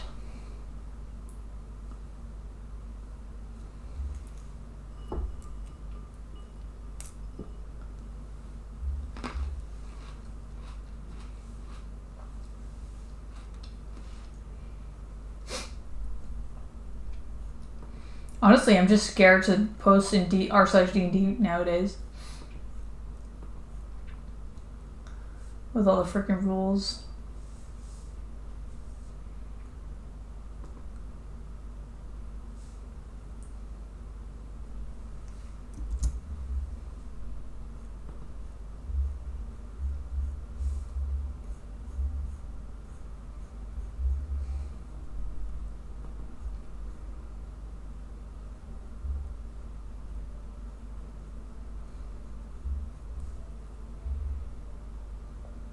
I mean, no, not lately.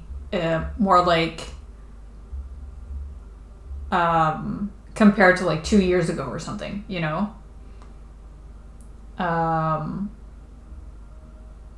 Where it's like you can't repost anything, I think. And I don't do enough new D&D art to actually like, you know, become a regular there. And there's so many people there that are like deeply into D&D that I'm kind of like worried about getting things wrong. Or just like being there like, oh, today would be a good day to post. And then it's like, nope, this is no image posting, what was it, Wednesday or something?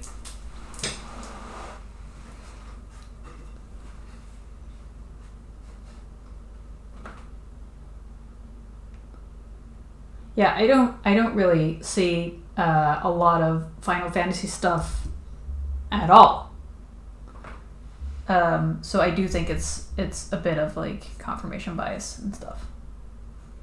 I mean, which makes sense.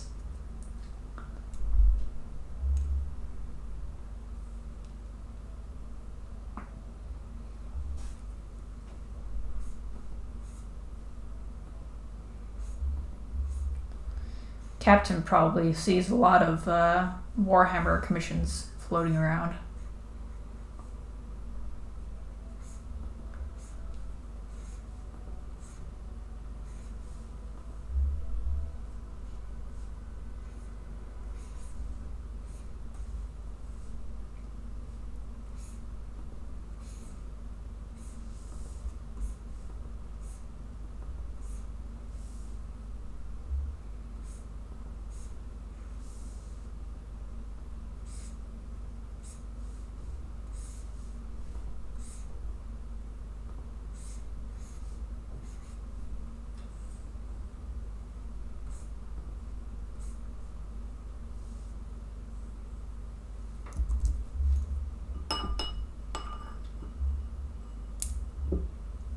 Huh.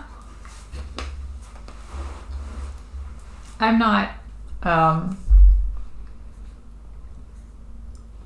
You know, honestly, I would be more worried about like coming off as an opportunist, because I love Final Fantasy stuff,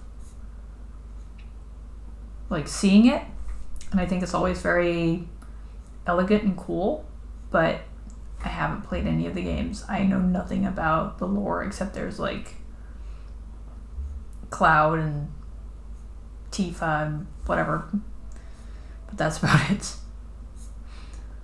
So I'd feel like kind of an imposter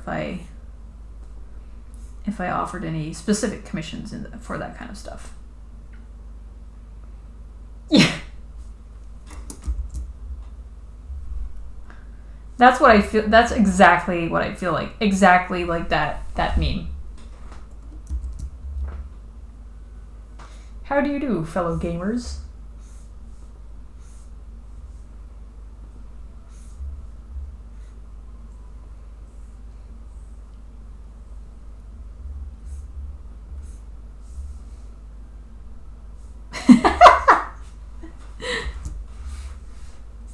Hi, I'm Gamer.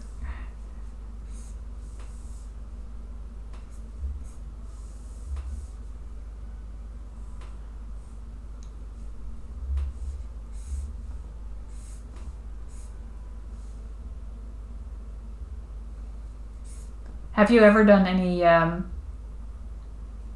Final Fantasy like artwork, Captain? I think if you like start posting some stuff that, you know, you'll like give people ideas. Like, oh, they did a Final Fantasy commission. Maybe I can ask them to do one for me too. Oh. Then I don't know. Maybe more? Make more.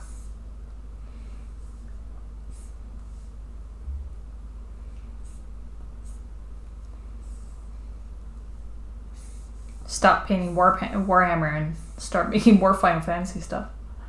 No, I think Warhammer people are also big commissioners, aren't they? I've seen a few Warhammer commissions floating around.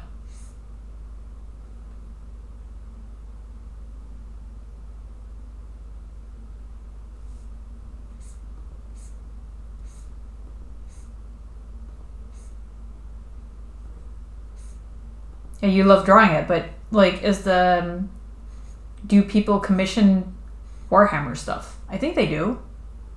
They don't. They do, don't they?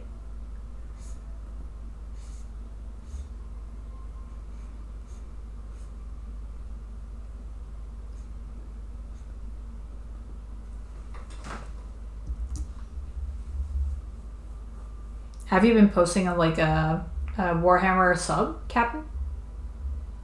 Kinda did. How do you kinda get a commission?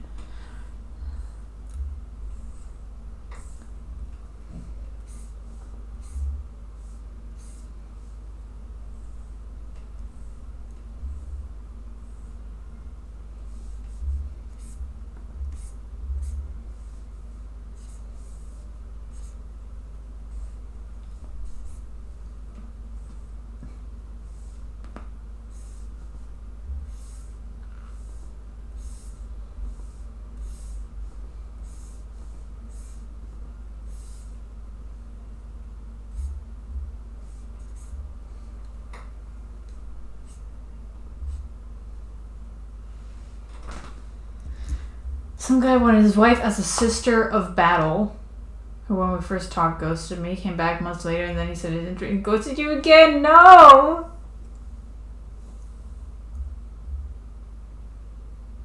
What's a sister of battle? Is that like a class or something?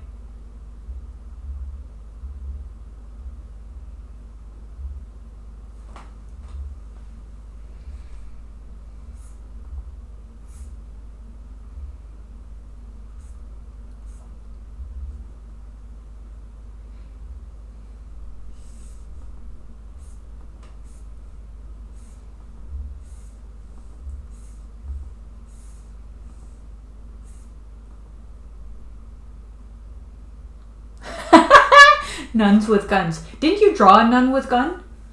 Didn't you? I think I remember something. I think I remember nuns with guns.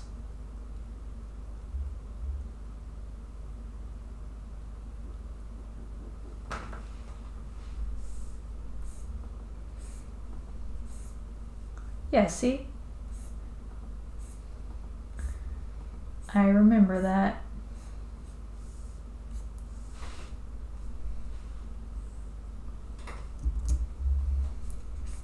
You could just become like the nuns with guns guy for Warhammer.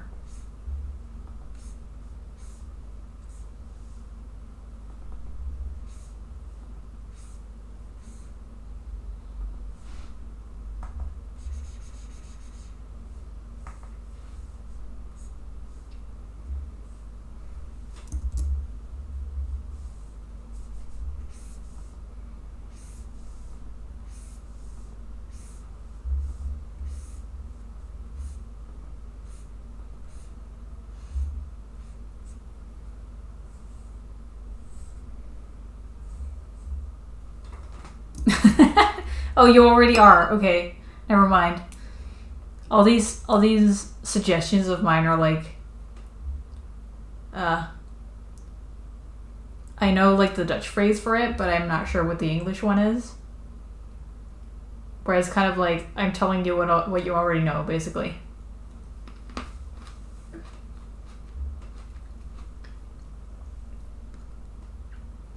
Repentia. These are like so many terms that I have no idea what they even mean.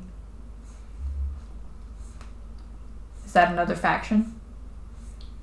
Or a specific nun with gun?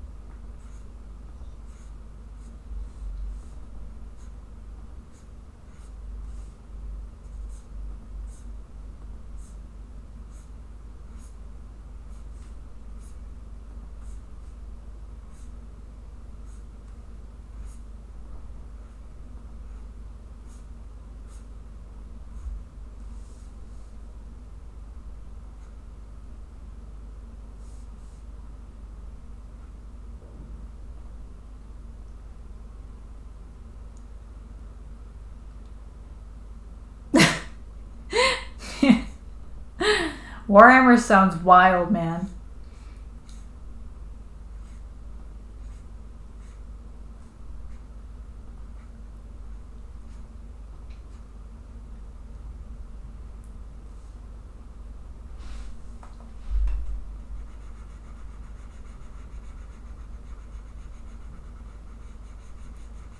There's like lots of lore in Warhammer 2, right? At least, so we have like two friends who are like into like painting the minis and playing it and stuff. They have like this whole explanation about a story of their specific group of characters that they were painting or something. It's just so I still can't really wrap my head around how you can have lore for a game that is basically like that sounds like it's one-off battles. You know, like you're pitting armies against each other and then they're fighting against each other, and it's like without the role-playing element, I'm not really sure how there is like so much room for lore.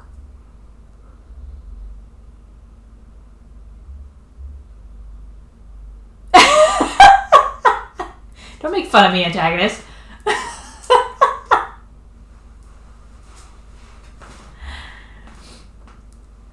It's like a I don't know, it's like to an outsider it's like fantasy risk. It's kind of like how does something without any like roleplay have so much lore and story?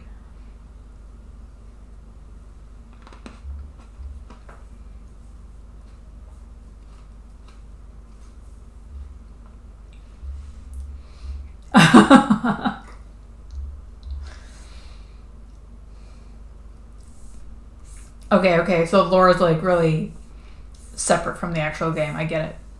I get it now. Thank you for this explanation. To my dumb self.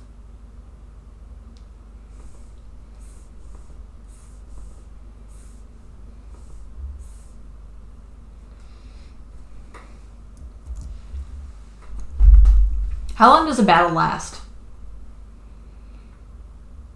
Is it like 2 hours, 2 days? 50 minutes?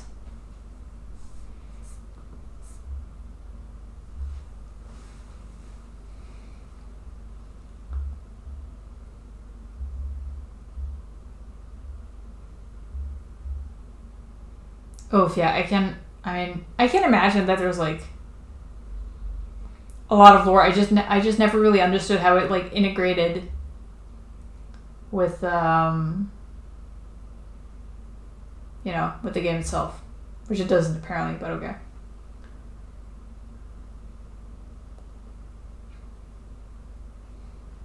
Oh, so you're like me with D&D. I get it.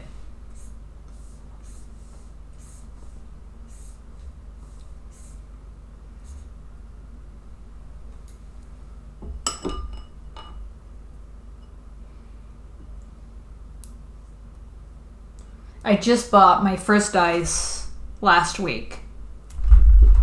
My first set of dice.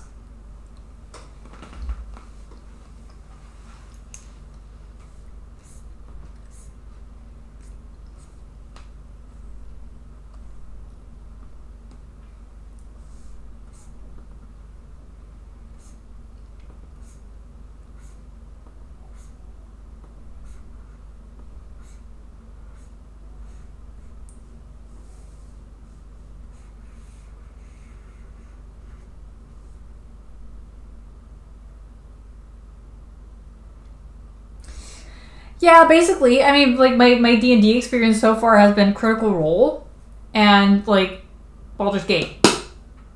And so far, I haven't, like, been able to, like, actually get a group together to like, play some D&D. Just, like, we were almost going to play D&D like with a group, like we were we were gonna do a one shot just to like start it off, but then one of the members got sick, like actually like, oh, I need to figure this out kind of sick. So then, you know, the whole thing was put on hold and kind of like fizzled out again. We could probably like do a one shot of D&D or whatever, but I only got interested in D&D after so many artists from like the Fantasy Artists Discord, or Reddit, I guess, were talking about like doing D&D commissions, that I was like, what the heck is D&D? Welcome back. No, I haven't finished Baldur's Gate. I'm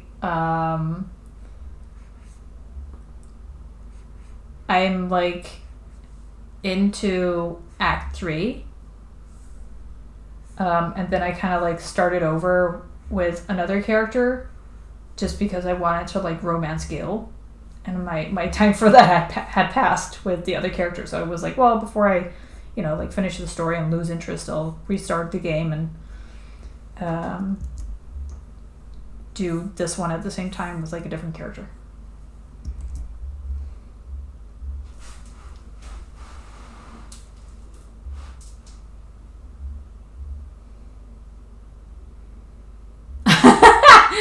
Okay, I won't be disappointed when I can bonus action shove. But I think like the DM that we would be playing with would want to play Pathfinder anyway, so I'd have to get used to new rules anyway.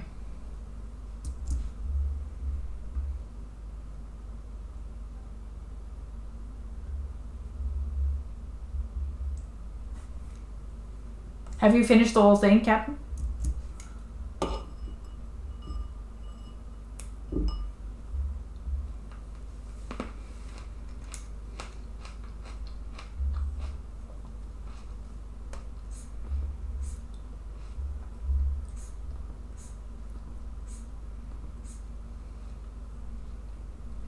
Did you? Oh, so did you play it with like multiple characters? Because I got like completely different quest lines once I like restarted the game with a different character. Because I thought in Act 1, I seriously went like through the whole map. Like, did I do everything? Did I explore everything? Did I go everywhere? And I thought I had, and then I went to Act 2. And then I started replaying with Act 1 with another character, and then even more stuff opened up.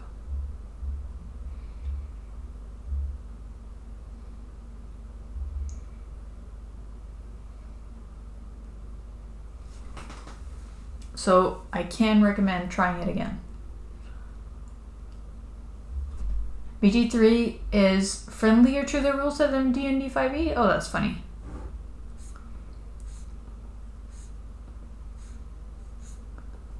So I might be more familiar. Oh, whatever. We'll see. If I ever get to.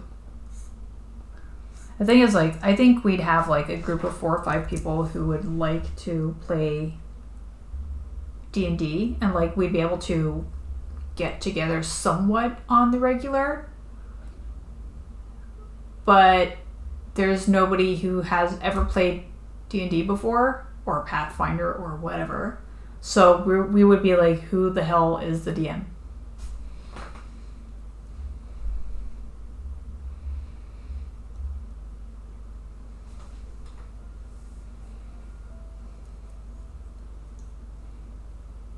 $150 hours. Those are rookie numbers. I've clocked about like 180 right now, and I'm like not even through.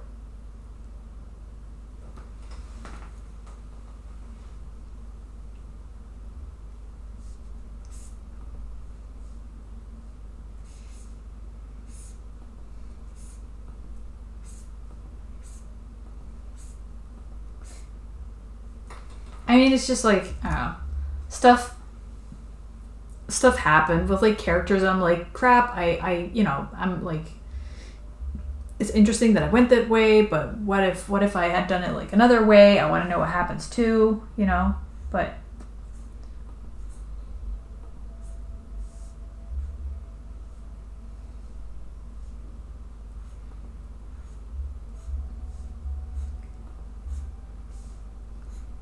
I actually realized I might need a third playthrough.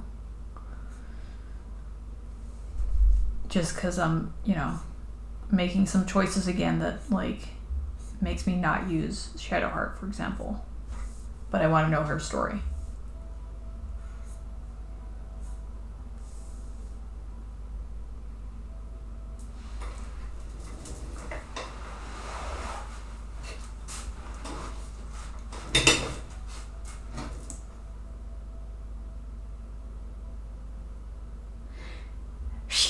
She's a no way. I had no idea that you could like recruit her. Seriously?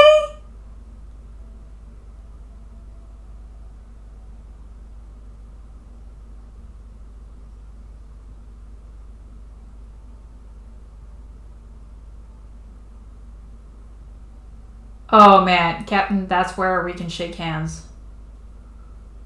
That's where we can shake hands. I don't know. I'm thinking about like doing a playthrough with Asterion just to like go the evil route, just to try. But it makes me feel like shit too. Whereas, so I tried playing with my husband, and he was like doing all the shit like chopping up people's hands and like stealing stuff and making people angry and whatever. I was like, what the fuck are you doing? Messing around.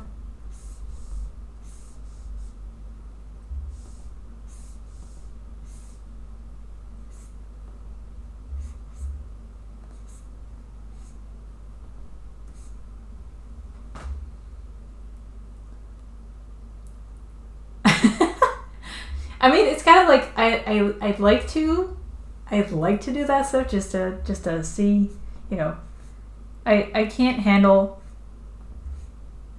I have tried out like being mean. I don't know, maybe like 2 or 3 times in my life, and it's so fucking awful that I'm like, oh, I can't do it in real life, so maybe I want to do it fictionally, but I really don't like how it feels.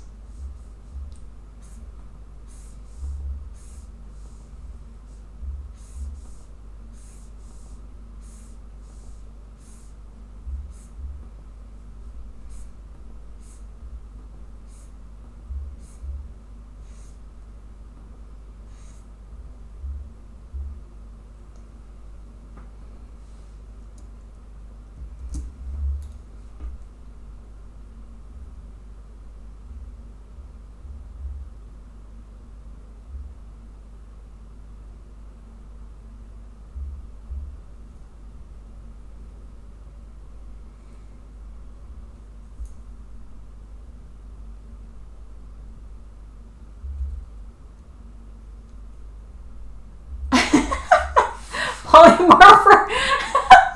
Can you imagine like polymorpher into a sheep and then walking around with that for a bit in the goblin camp? What the heck?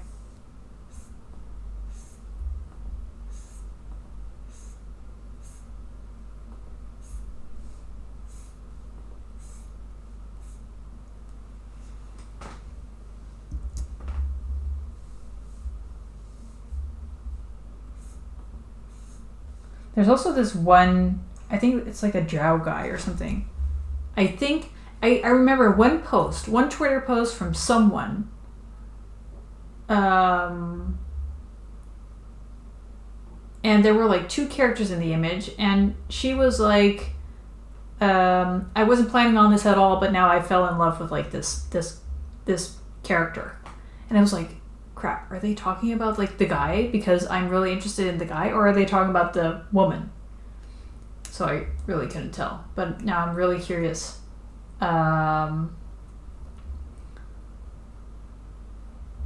whether that character is in the game, but I'm also like really scared to Google it.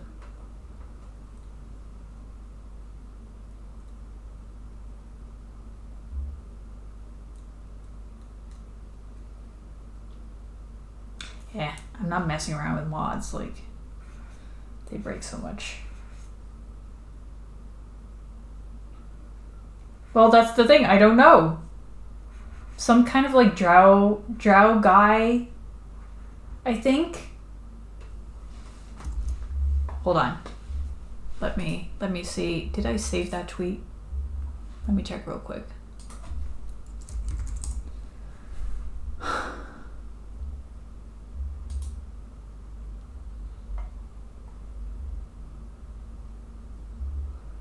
Doot.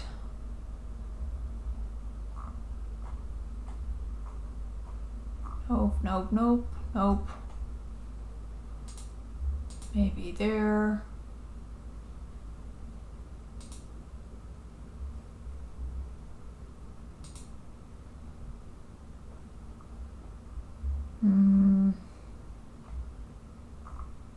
Nope. Can't find it.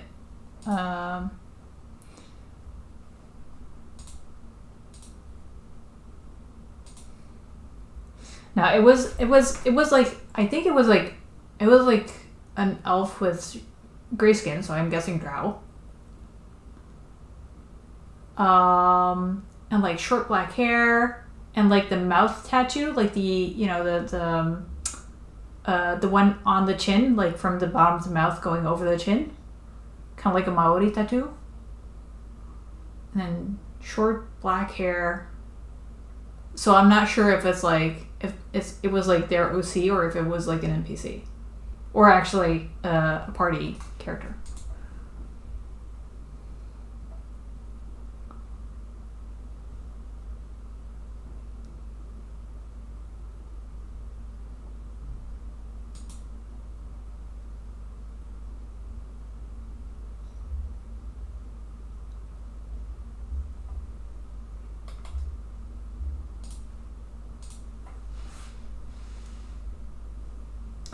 I can't find the tweet.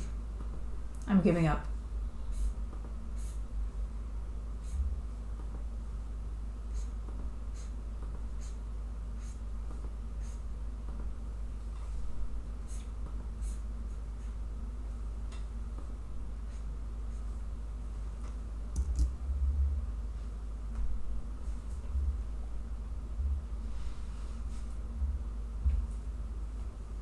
The chat all silent now because everybody's Googling shit, or maybe because I disconnected.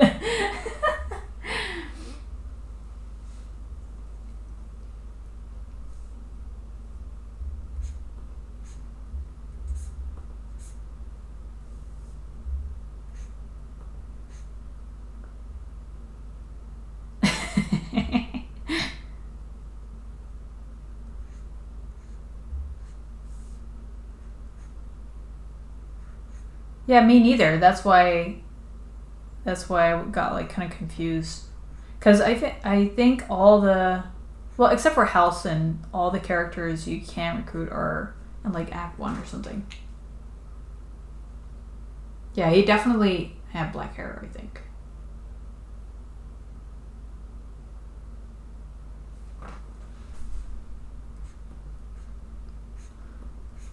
I'll have to like go on my own.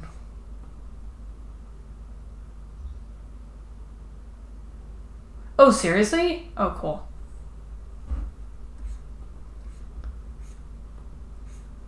I haven't come across them yet.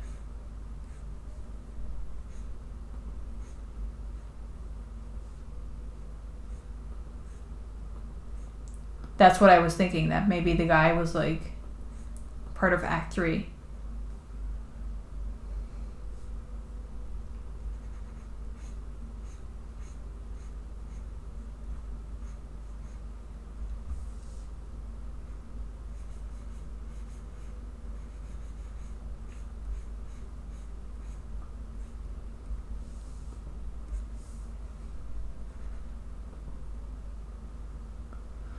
Okay, I'm gonna finish this panel and then I'm gonna head off because I still need to get myself some dinner.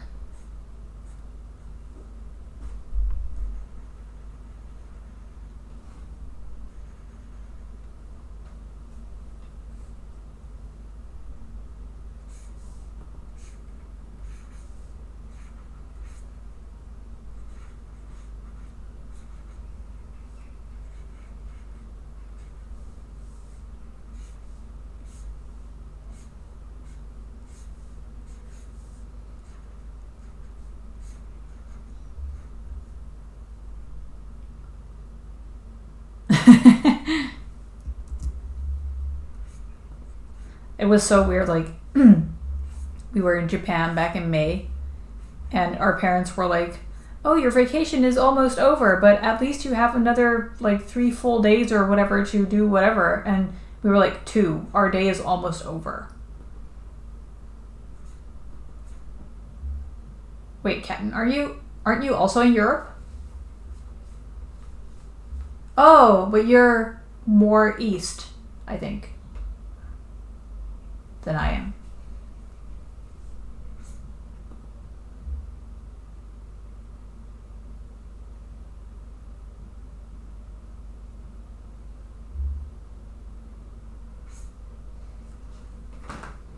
No, that makes sense.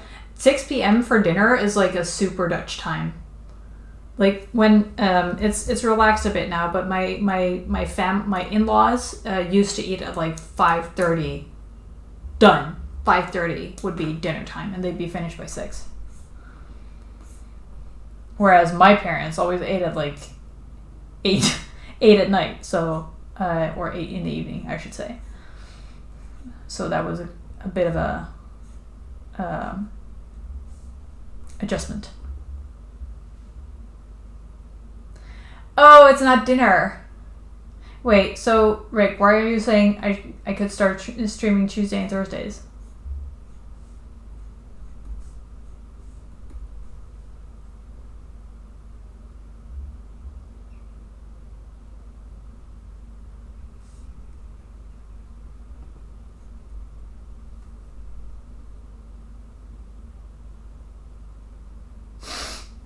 Oh yeah, that sounds more like what I had expected of you, Captain.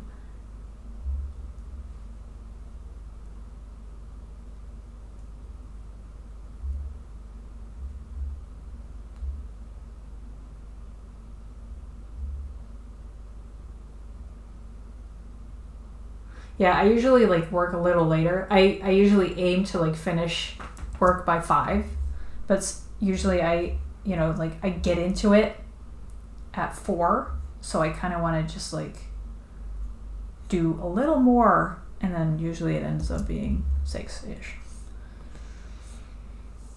before I even stop.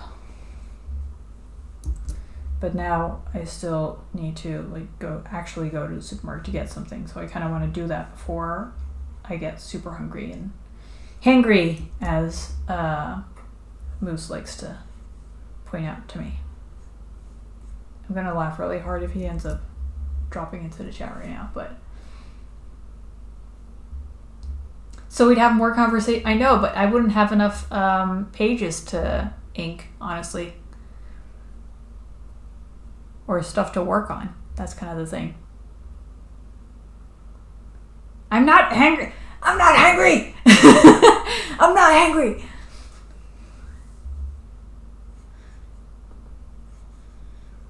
You're doing Moose's work for him, huh?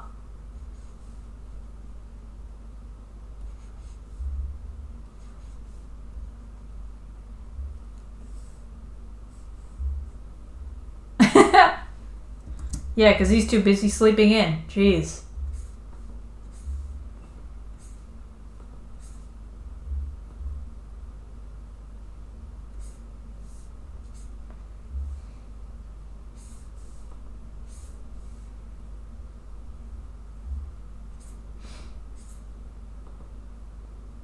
Wait, what was? There were like 4 responses.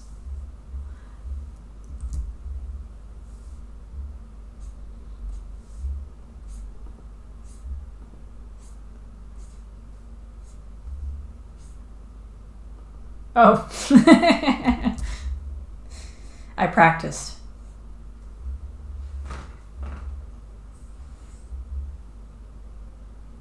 Honestly, though, I mean, it. I don't know what else to call it, but attendance kind of varies.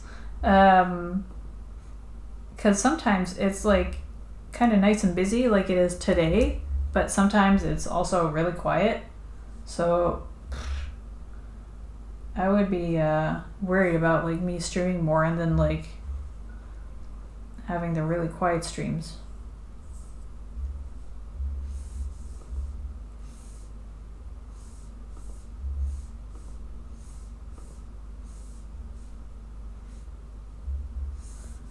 Because I don't really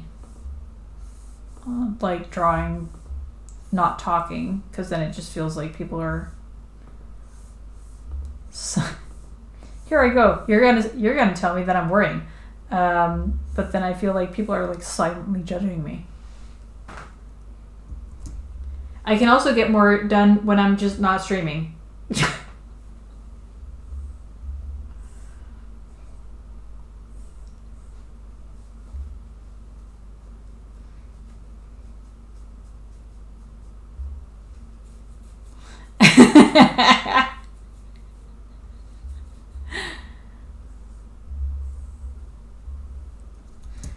No, but I mean, it's more like if I, if I'm not streaming, then I'm also like not worried about, like what's on my screen. Like right now, I want to make sure that I don't open my browser window, on stream, just because of all the no Moose.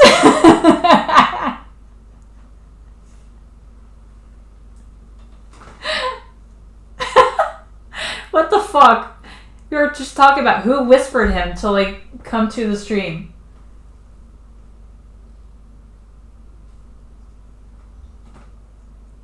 Moose, I was just about to leave. I literally just finished this panel. Seriously. That click you just heard, that was me putting my pen away.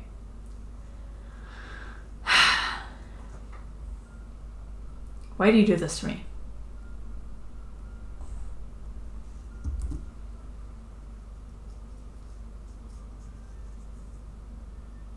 Anyway, as I was saying, even if I'm streaming, like I'm still very like conscious of like whatever's on my screen. So yeah, basically, and it's gonna get shorter and shorter every time. So the next time when Moose says hello, then it's gonna be end stream.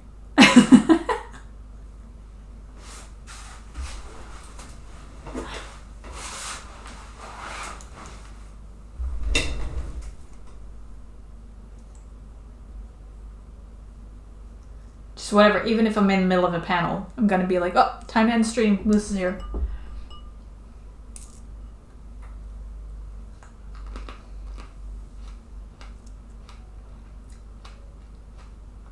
Ah, sorry to hear that.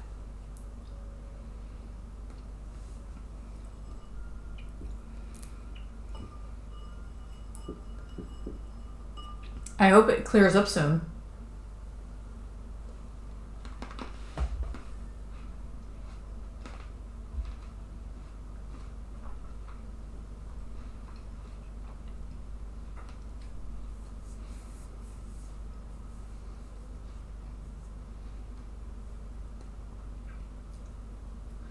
I'm not exactly sure how that feels, but it sounds painful.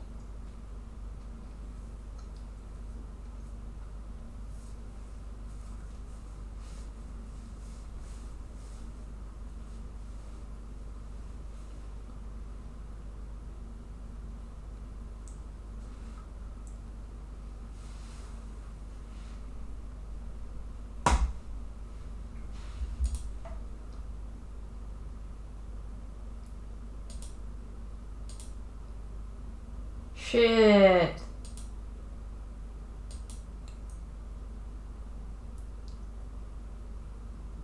No! Oh, I bet that's every guy's nightmare.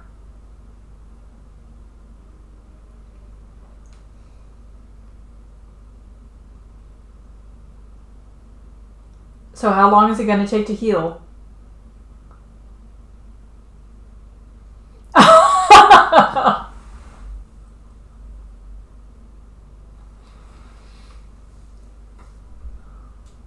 Okay, so not months at least, but still a fucking long time. And that was on Sunday.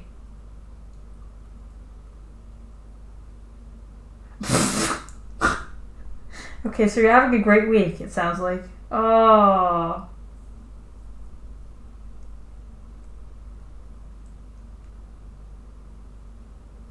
Man, that sucks.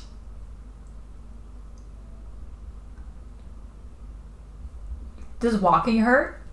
Can you like also not go out and do stuff to like, distract yourself? Or do you just have no energy either?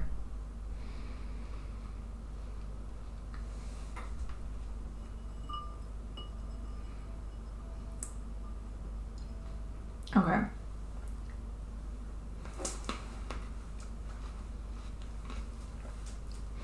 I mean, like, getting out for a bit might be nice to distract yourself or something. Usually I found, like, spending time with, like, friends and family makes time go by a lot faster than just sitting. I'm not sure how well that would convey in the comic. Nether nightmares. I love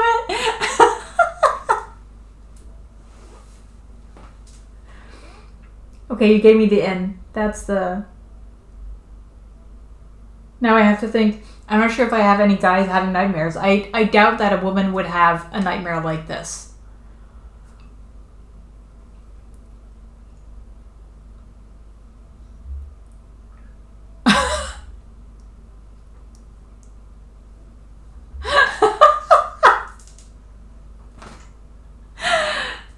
That's exactly the kind of comic that I'm drawing. The one where characters go, "My testicle!"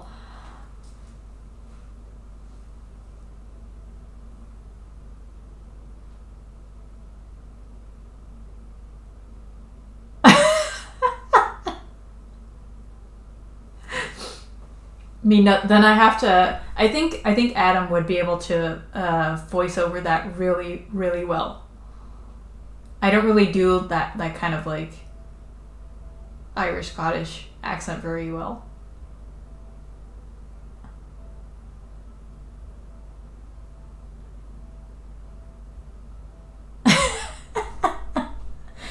This comic is just writing itself. Yeah. This is now a community-made comic. Okay. There goes my life's work of 10 years. And it's taken over. This is such a guy thing. Where it's like a bunch of guys taking over a comic and it's about balls. Seriously.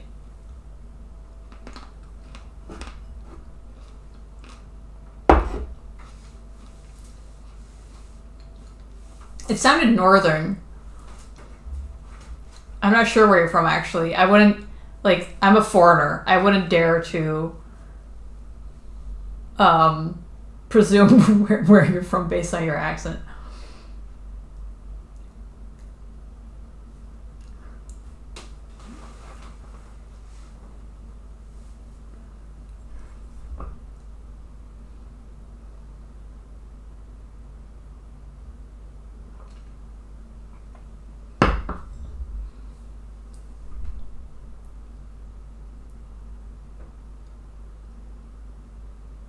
Really?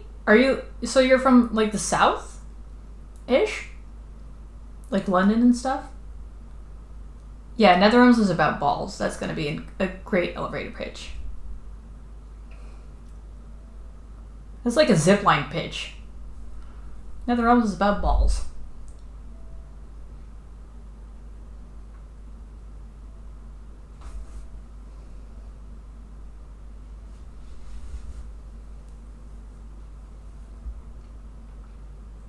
Brummy. I don't even know what Brummy is. What the heck is Brummy? Apparently I sound like I'm from Seattle. Or at least I used to.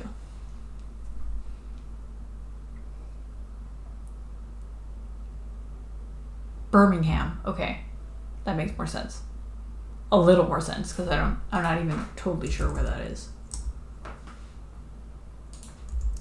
Birmingham. See, we only get like BBC and stuff. So I'm like used to, you know, all the people speaking like I'm scared to do the English accent, but like the, you know, the proper English.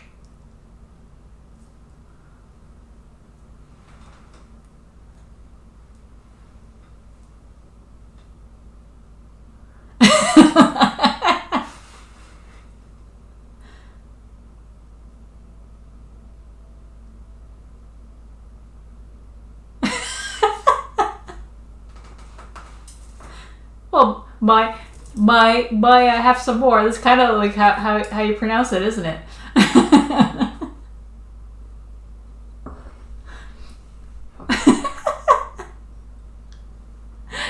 Like I listen to QI every night, so all I hear is like London accents and stuff, you know, in terms of like English. My English teacher, actually, she tried to make me speak British English, but I learned American English when I was like 2 or 3, and they were never able to, you know, I was never able to unlearn it, basically. So switching to actual British English would take me a lot of effort by now.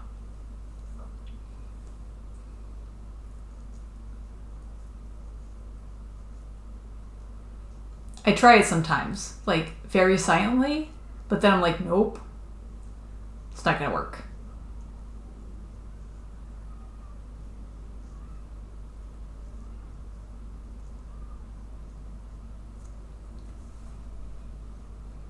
Okay, anyway, but Moose is here, so I'm leaving. You guys have fun making my comic. I expect 10 new pages by tomorrow.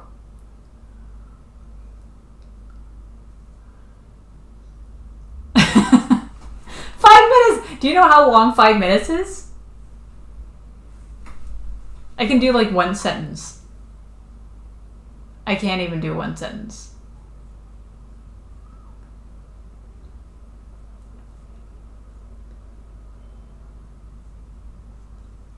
I am making it your responsibility to have me like the 10 new pages. Don't make me like it, just have me like it.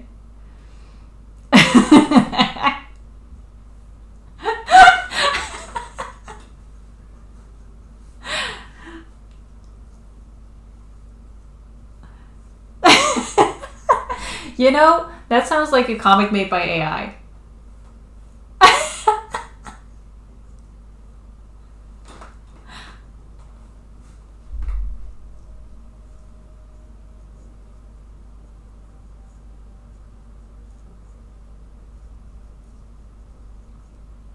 Yeah, and then some armor from Captain.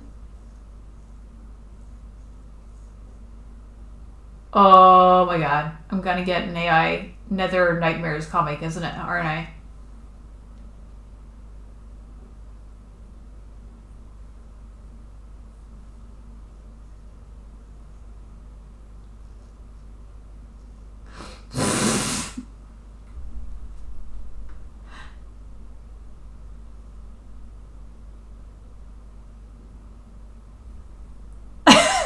I was like, hey, I said that like in one of these pages, and then I looked down and saw that it's like right on the screen.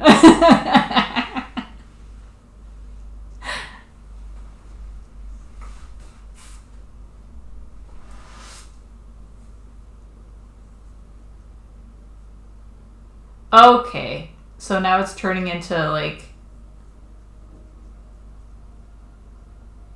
well, I wanted to say porn, but maybe that's a bit prejudiced.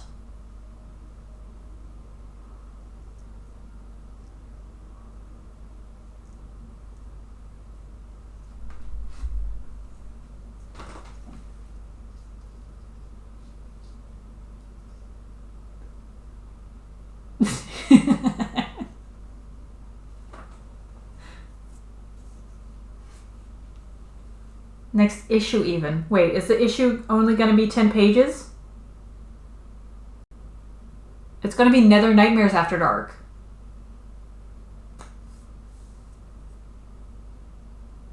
I think Adam is streaming like this evening.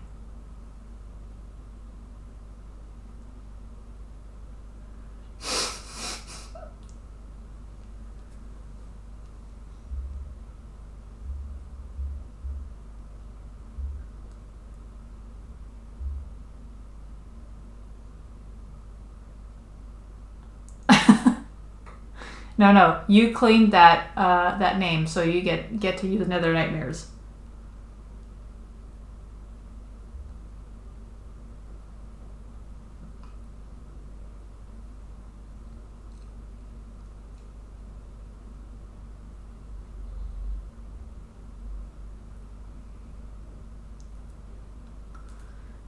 Yeah, this feels like college, where I'm just like in a room with a bunch of dudes talking about balls. That's always like what it ended up with, because I was like one of the very few women in like the whole school, kind of. This is kind of what the conversation turned into always.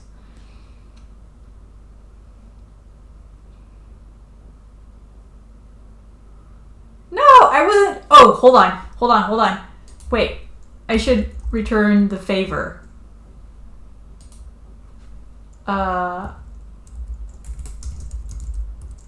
Is this how it works? There we go.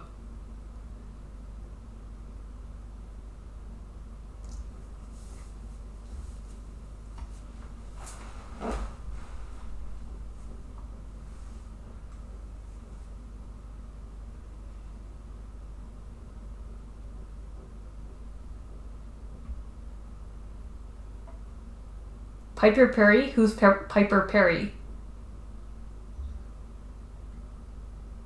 No, but it wasn't that chaotic. It was just...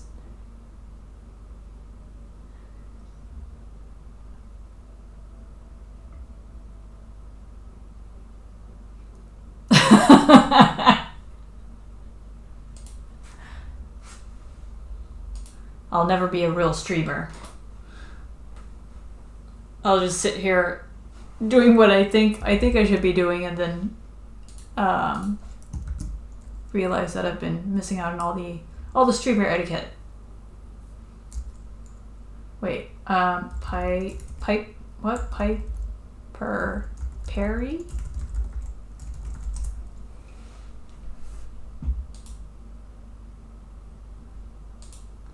I have never seen that meme before.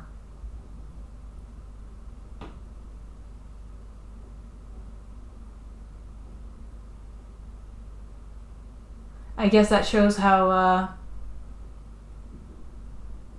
innocent I am. Well, maybe I just have a different taste in porn from you guys.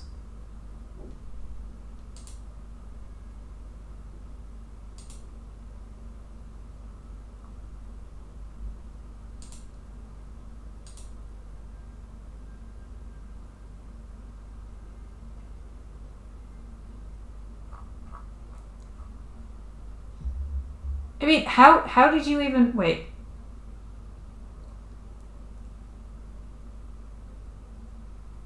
Why would I be Piper Perry?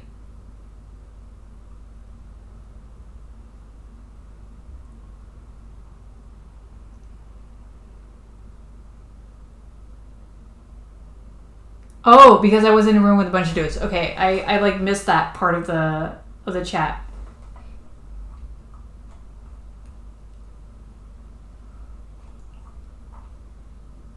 I was... Okay. No, I was in a room with a bunch of dudes because they were my college year classmates. Pervs.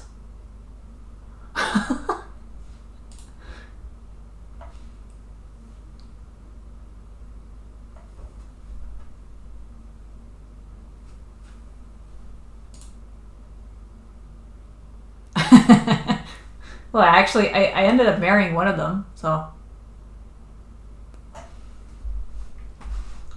Okay, listen, I said I was leaving like half an hour ago.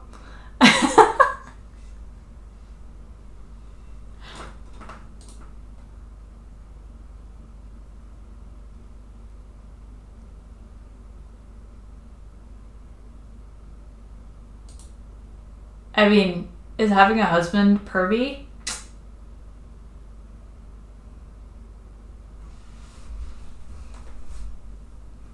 I think that's like the good Christian thing to do, right?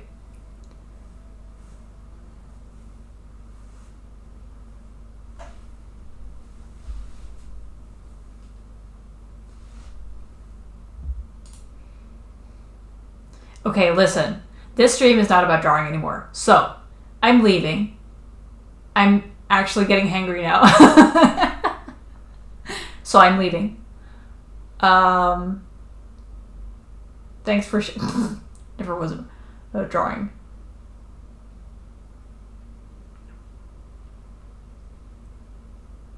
And then, okay, moves you wrote me in. And then what happened?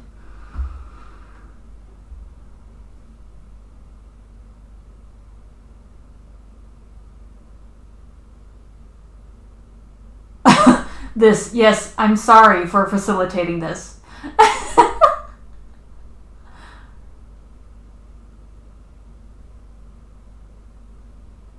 Aww. Okay, that's a good note to end the stream on.